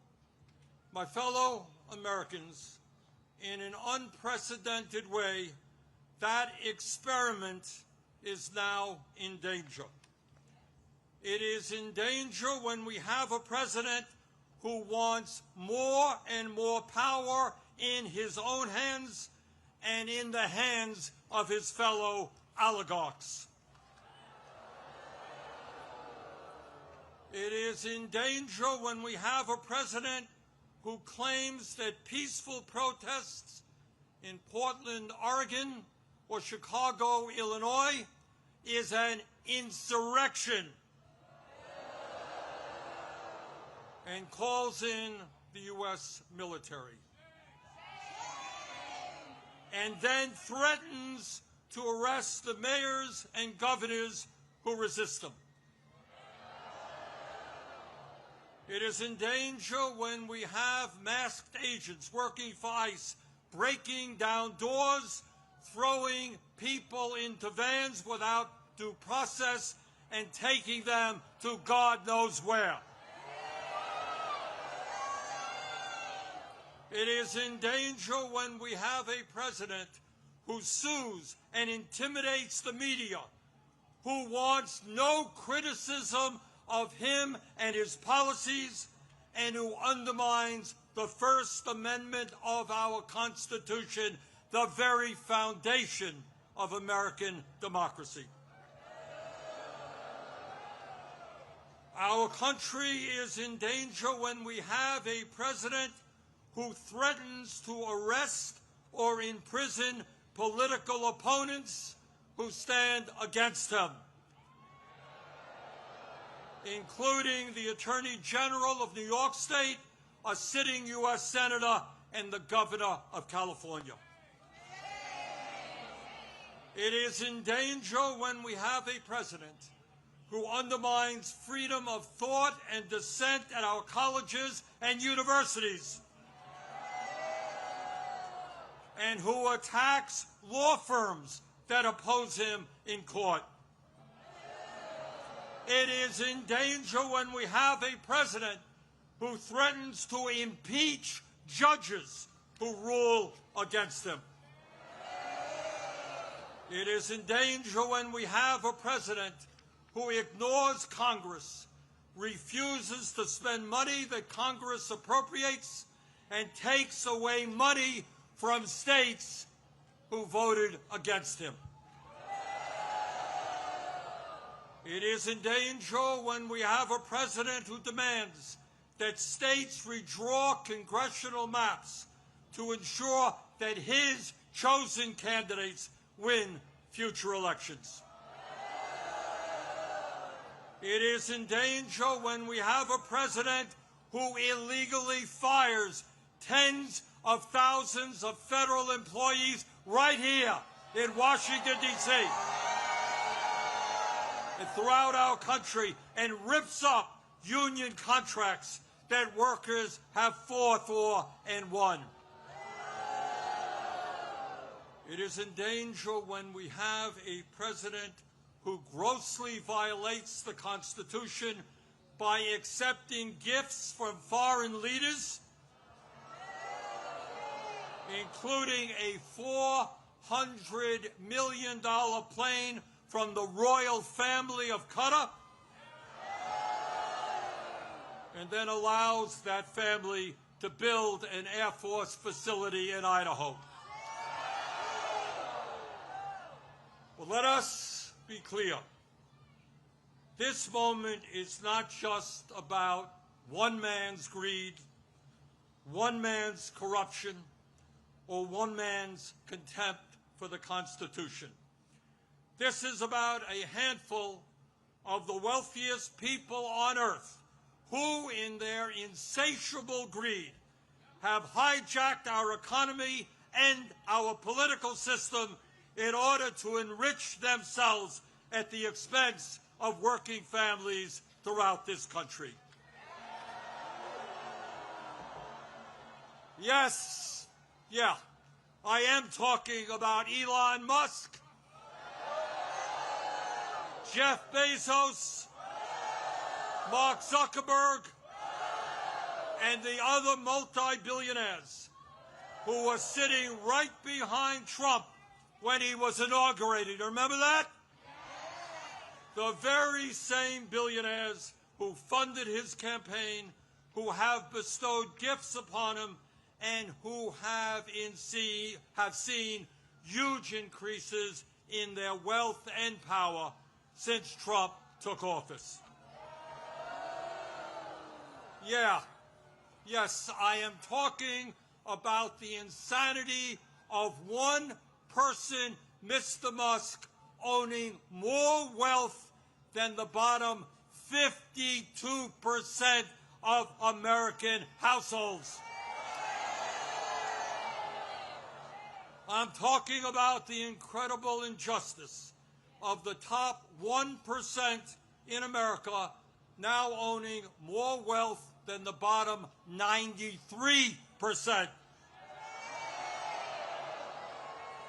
I'm talking about the richest people in America becoming much, much richer, while 60% of our people live paycheck to paycheck, struggling every day to pay their rent and mortgages, pay for child care and education, pay for their health care and prescription drugs, afford decent quality food for their kids, and maybe, just maybe, put aside a few bucks for their retirements.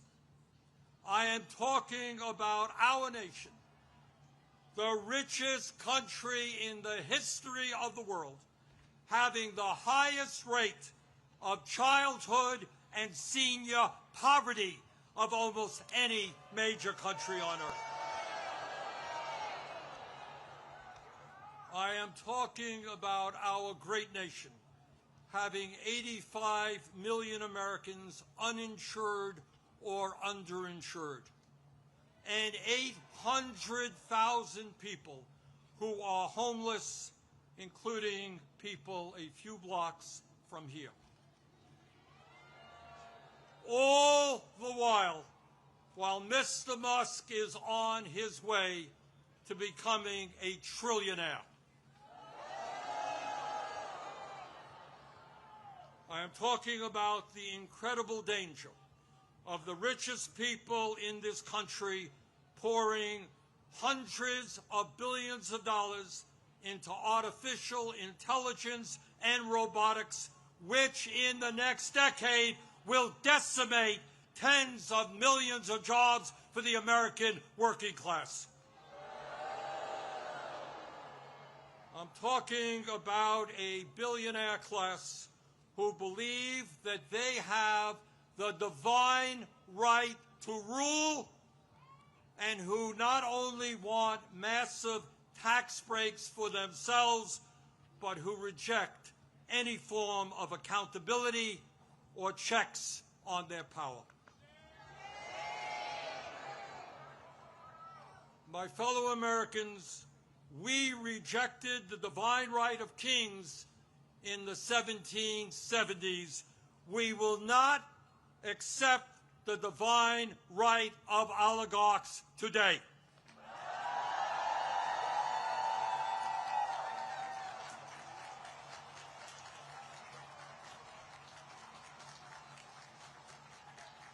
And now let's take a look, brief look, at where we are today. Where we are today on the 18th day of a government shutdown, which is depriving millions of federal employees of the paychecks they desperately need and deserve. Let me cut to the chase and tell you exactly what this shutdown is all about. As a result of Trump's big, beautiful disgraceful bill, which made massive cuts to Medicaid and the Affordable Care Act. 15 million low-income and working-class Americans are going to lose the health care they desperately need to stay alive.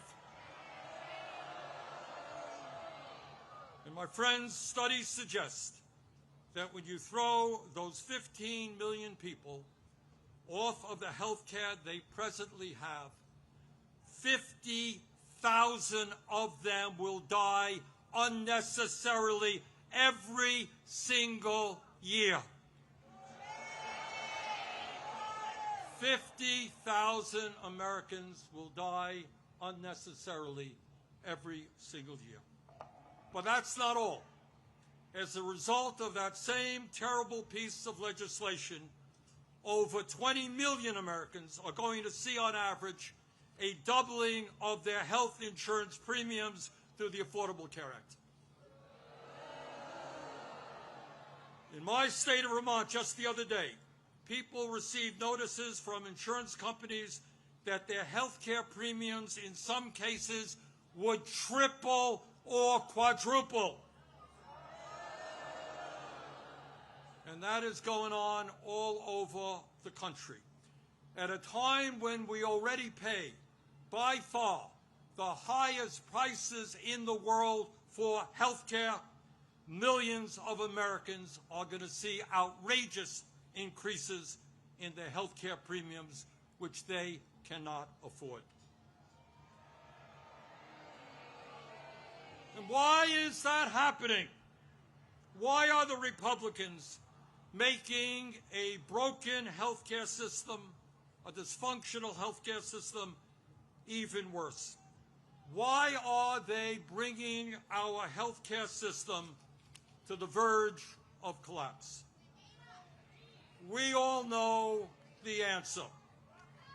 We all know the answer. It was to give $1 trillion in tax breaks to Mr. Musk, Mr. Bezos, Mr. Zuckerberg, Mr. Ellison, and the rest of the 1%. $1 trillion in cuts to Medicaid, and the ACA, $1 trillion in tax breaks for the 1%. That, my fellow Americans, is what this shutdown is all about. And let me be as clear as I can be. No, I will not vote for a budget that throws 15 million Americans off their health care.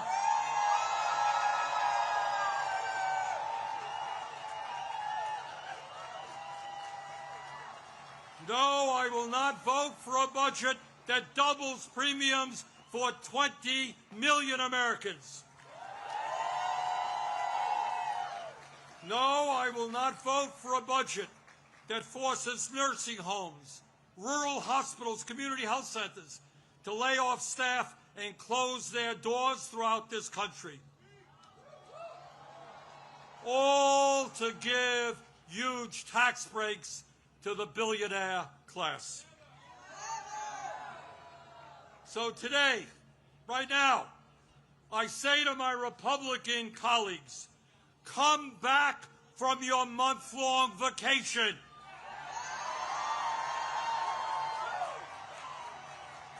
Start negotiating and do not allow the American healthcare system to be destroyed. End this shutdown.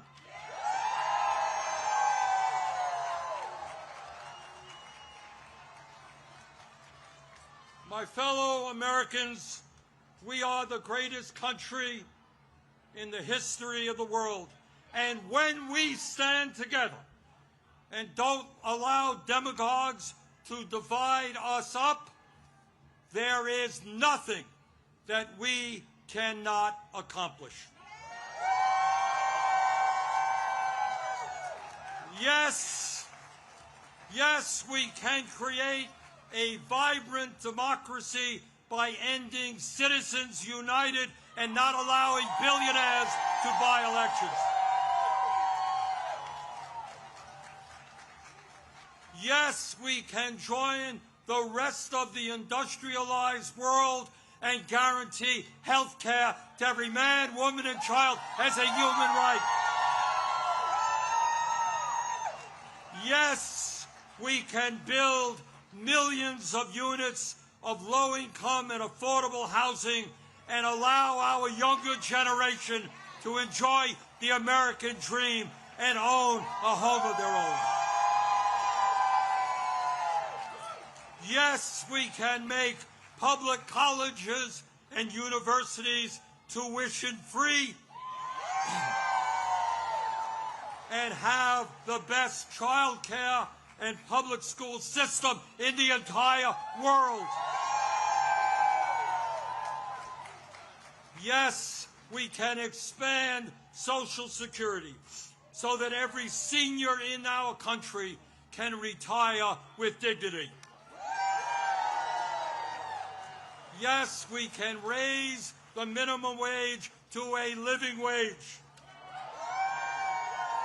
and guarantee every worker the right to join a union.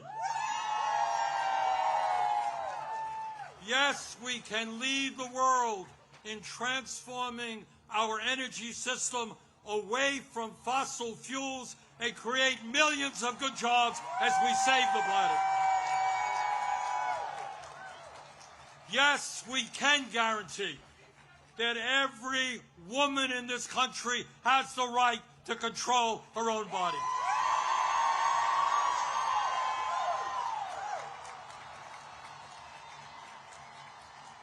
Yes, yes, we can have a foreign policy that guarantees that never again will American taxpayer dollars be used to starve children in Gaza or any place else.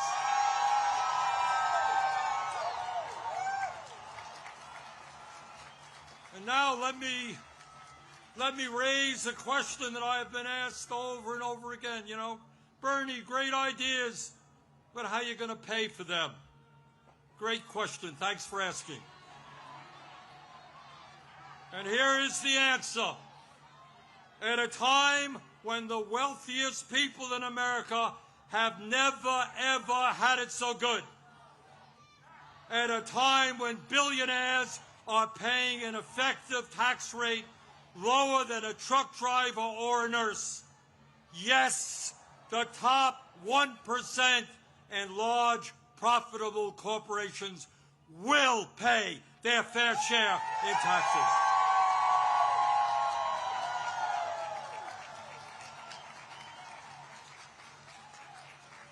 My fellow Americans, the establishment, including the corporate media and many of my colleagues in Congress, want you to believe that you are powerless.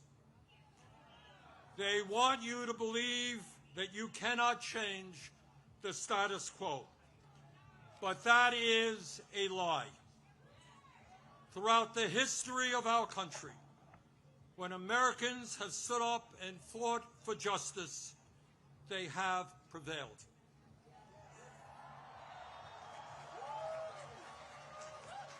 When the founders stood up to King George, they were told it was impossible, but they won.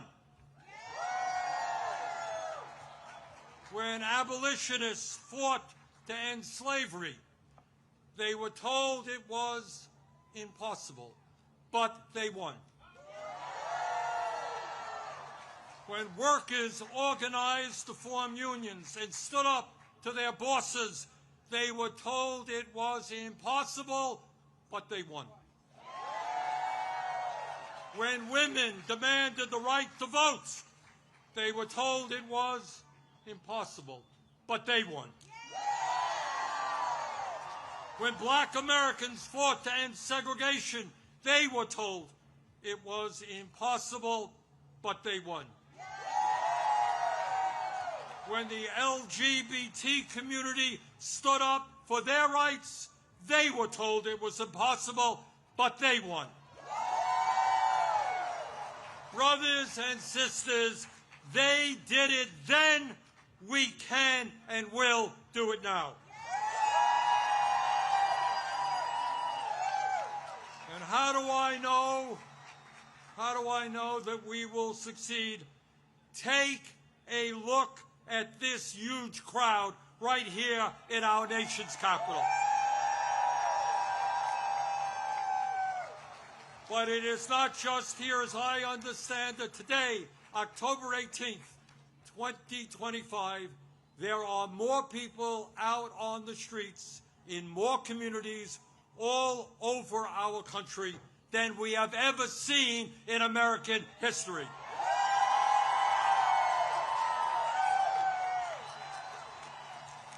Brothers and sisters, this is not the end.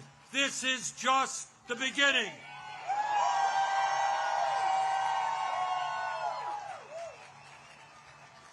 Together, when we stand united, when we don't allow Trump or anybody else to divide us up by the color of our skin or where we were born or our sexual orientation, when we stand together, we will create the kind of nation that you and I know we can become. We can and will create a nation devoted to freedom, justice, and democracy. Thank you all very much.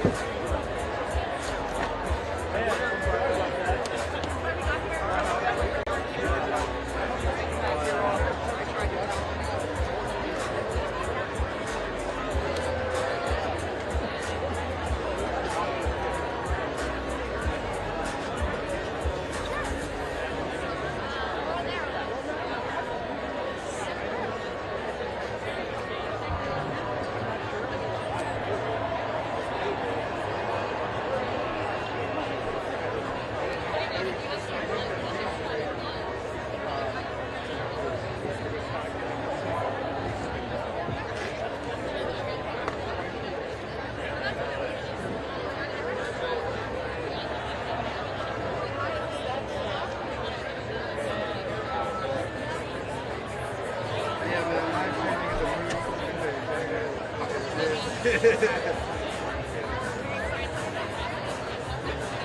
and butter on my paycheck and the paying of my existence.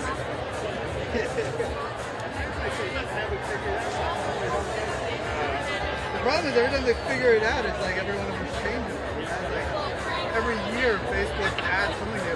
Just recently, fucking like YouTube switched to make it so that you schedule posts and all the default would go live as soon as they get signal. After years of it defaulting the other way, so it's like meet a couple of web guys just like start up on it already.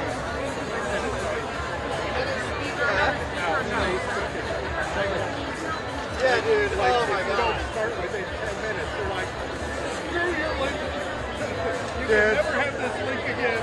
That's If you're 10 minutes late.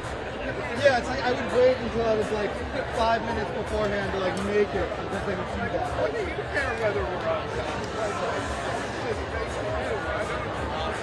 Yeah.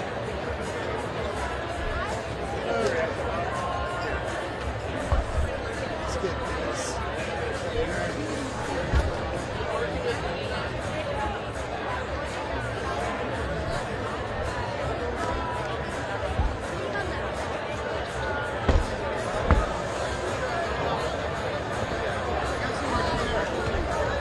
Yeah. Oh yeah. Hey, I haven't given you any video no more, so I hope so. Do you guys need anything else, or are you just waiting? We're golden. Yeah. Thank you. Someone said this is the best posture they get to sit on. They just need to use their destabilizer. Oh, the press riser is pretty good. Except for when people jump. TV set it up. No, that ain't us. That's the production team. I would love to take credit, but no.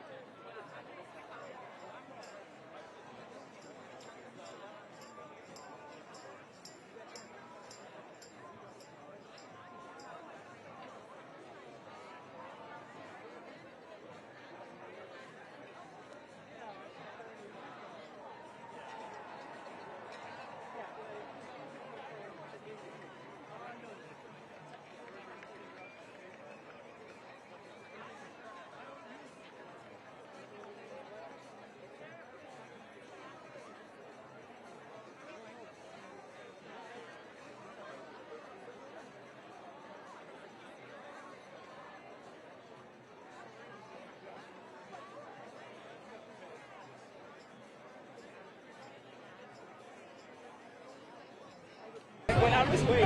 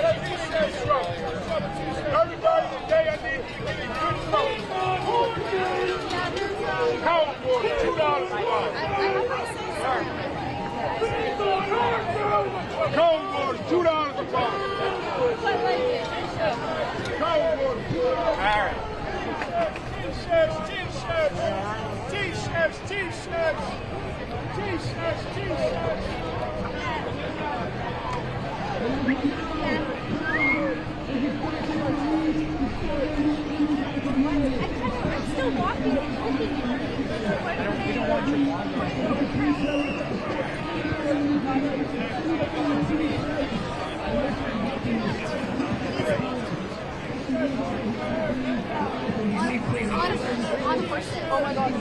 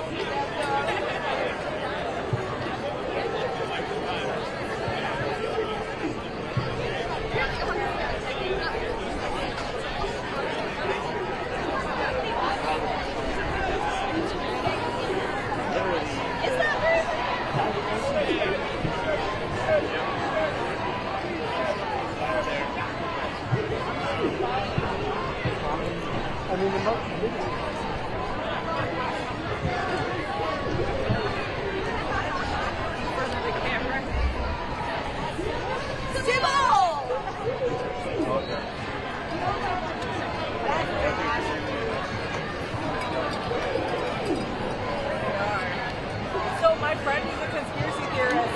Oh yeah.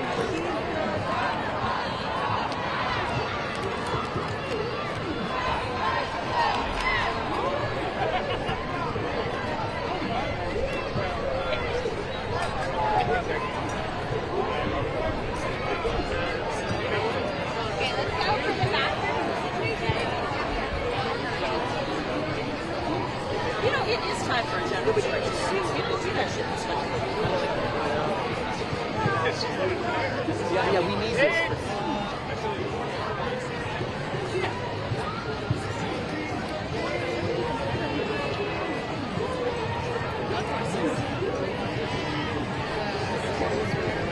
Oh, I hope not.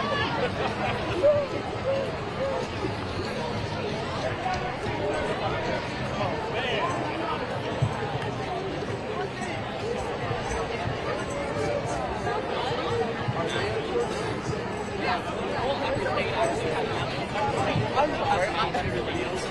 Including DC.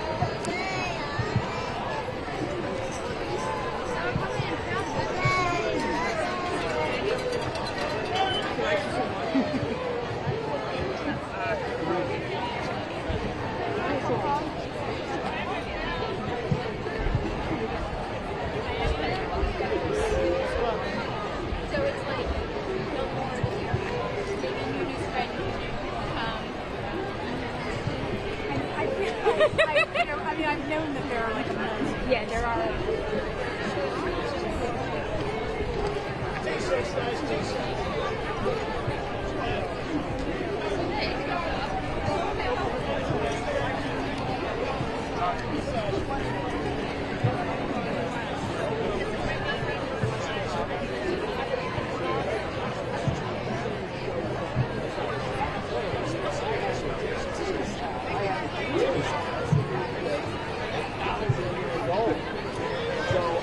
Want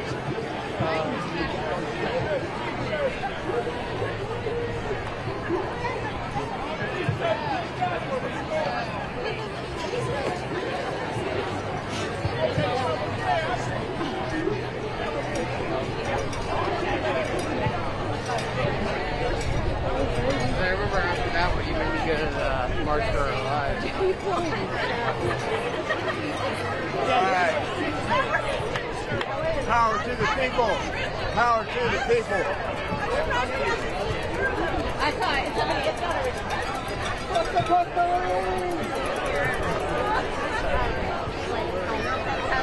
on the metro, and they were like across from me, and I like held up my sign. They'd be so excited about quad or whatever.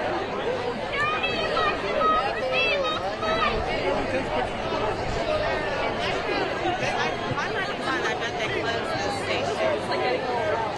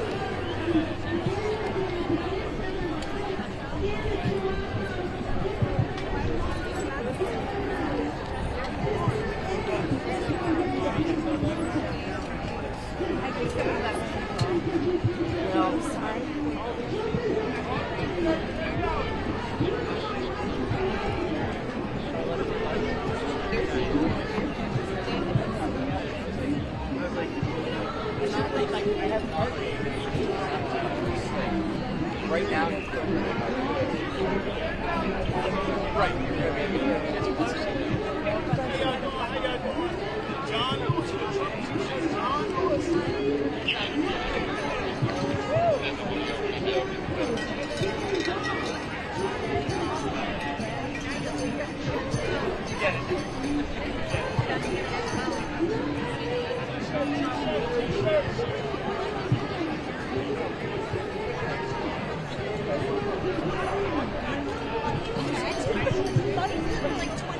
What?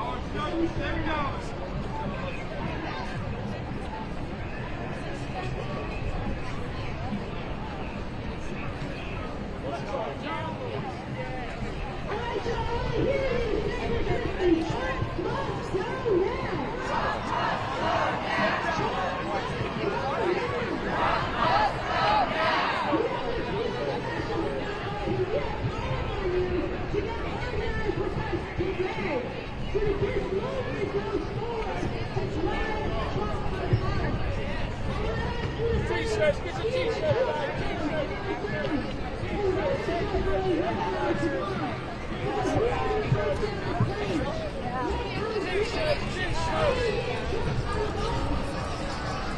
You can go on.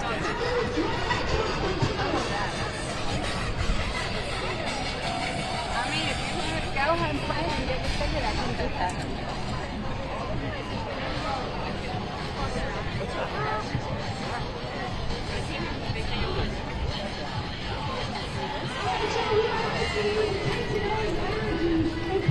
When does Spotify wrap up?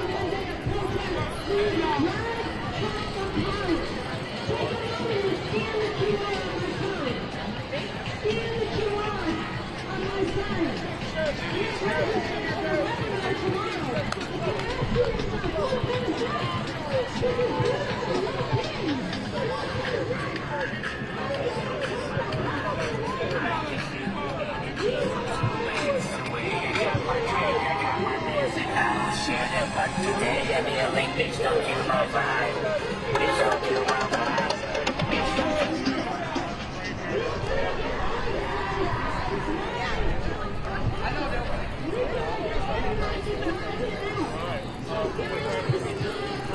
Release the phone. No, we gotta do this first. I'm hungry. No, none of that. I'm hungry.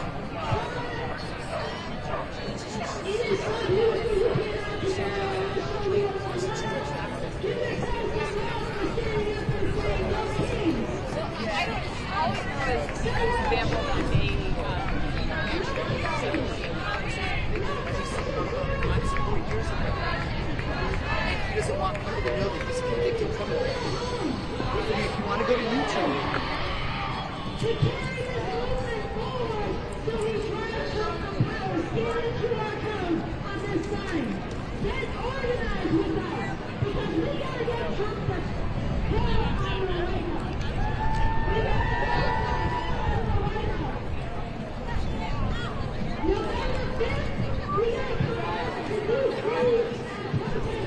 Mama.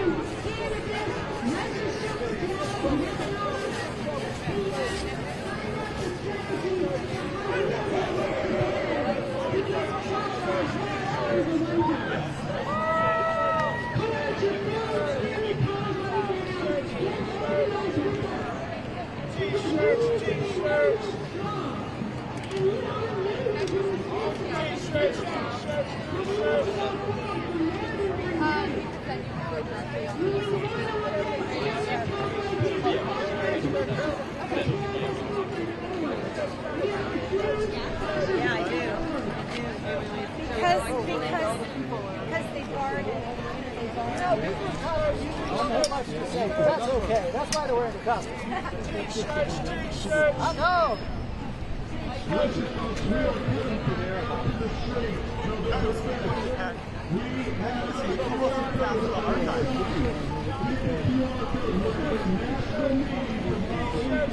Yeah, I got that. I got that with this camera. Good. So, you know, he's on the ground. Roll down. Did you hear once before? Did you ever work at the White House?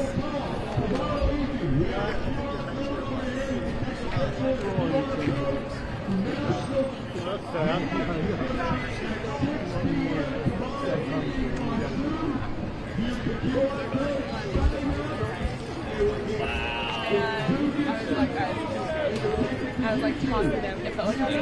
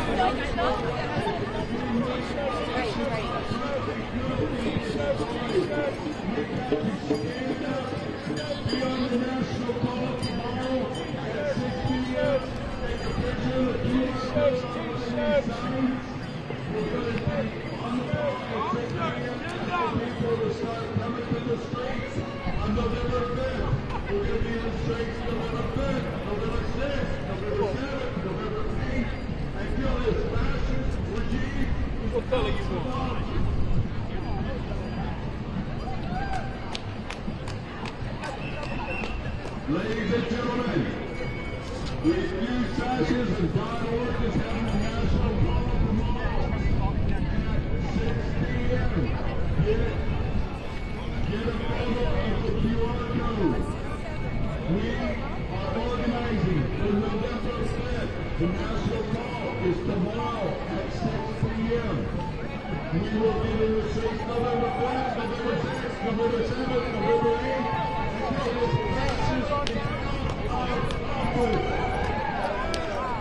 Get a picture of the QR code for the national call tomorrow evening at 6 p.m.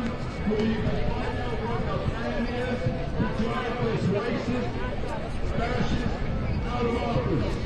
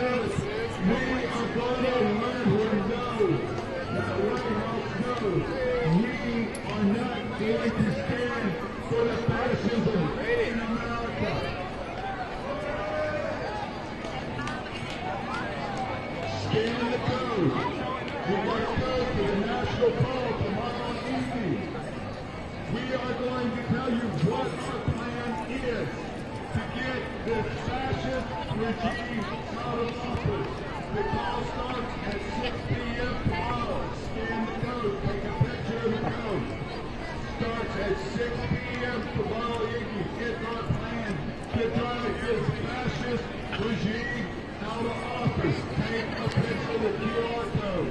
And it's going to start. National Police going to start at 6 p.m. tomorrow evening. We need to bring millions to the streets on November 5th. The call tomorrow evening at 6 p.m. to take a photograph of the QR code, sign up, get on the phone, and be in the streets November 5th, November 6th, November 7th, November 8th. Be on TV. We're going to stay in the streets until this fascist regime falls. Go ahead, take a picture of the QR code. The meeting is tomorrow evening at 6 p.m. This is our plan to drive this fascist regime out of office. Not only the president, the vice president, the drug preachers, they're all going. And the job, the picture of the crowd will start at 6 p.m. tomorrow evening. And we are going to what the plan is to refuse fascism forward to the end of streets. Start November 5th, November 6th, November 7th. Take a picture of the QR code. The national meeting starts 6 p.m. tomorrow evening, and we will tell you what our plan is to drive this fascist regime out of office. Ladies and gentlemen, take a picture of the QR code. We're having a national meeting tomorrow evening at 6 p.m. We at Reduce Fascism is going to explain what our plan is to drive this fascist regime. Like you are just fucking words. And that shit was so. November 5th, we're going to be there November 6th, November 7th. Take a week off. Come to the streets. Tell your friends. Tell your co-workers. We need everybody in Washington, D.C. starting November 5th. Take a picture of the QR code. We're having a national meeting starting at 6 p.m. tomorrow evening to explain the plan for refuse fascism and everybody across America to drive this fascist regime out of office.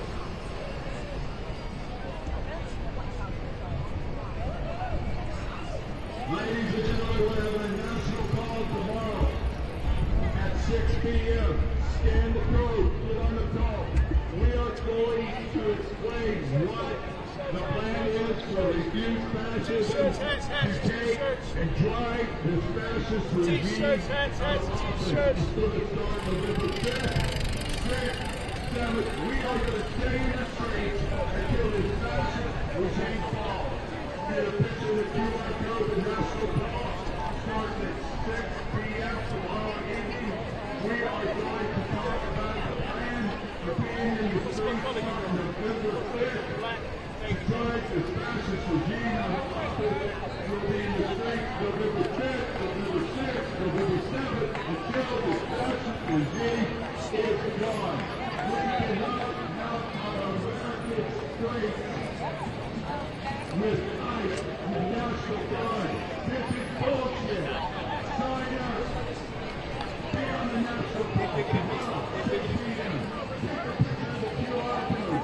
We are going to explain what we are going to do. November 5th, November 6th, until this fascist regime is out of office. They are nothing but a fucking damn racist. Take a picture of the QR code. Yeah, we must say like success night.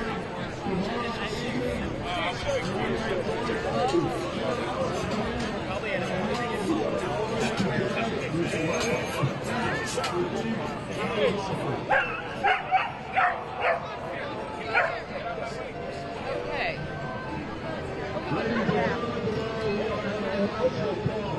Refuse fascism. We're going to explain how we are going to drive this fascist regime out of office. Take a picture of the QR code. Get online tomorrow and join us for the national meeting. Take a picture of the QR code. We're going to explain how we're going to be in the streets starting November 5th. And stay in the 6th, the 7th, 8th, and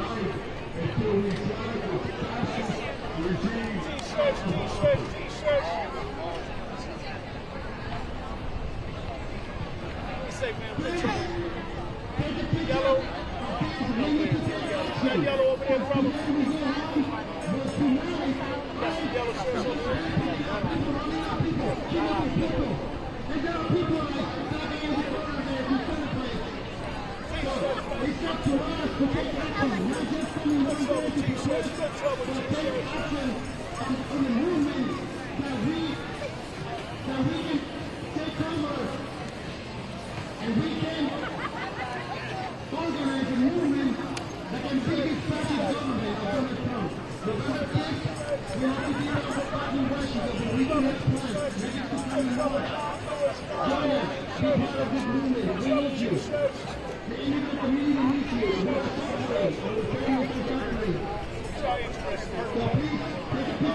That's kind of what I thought.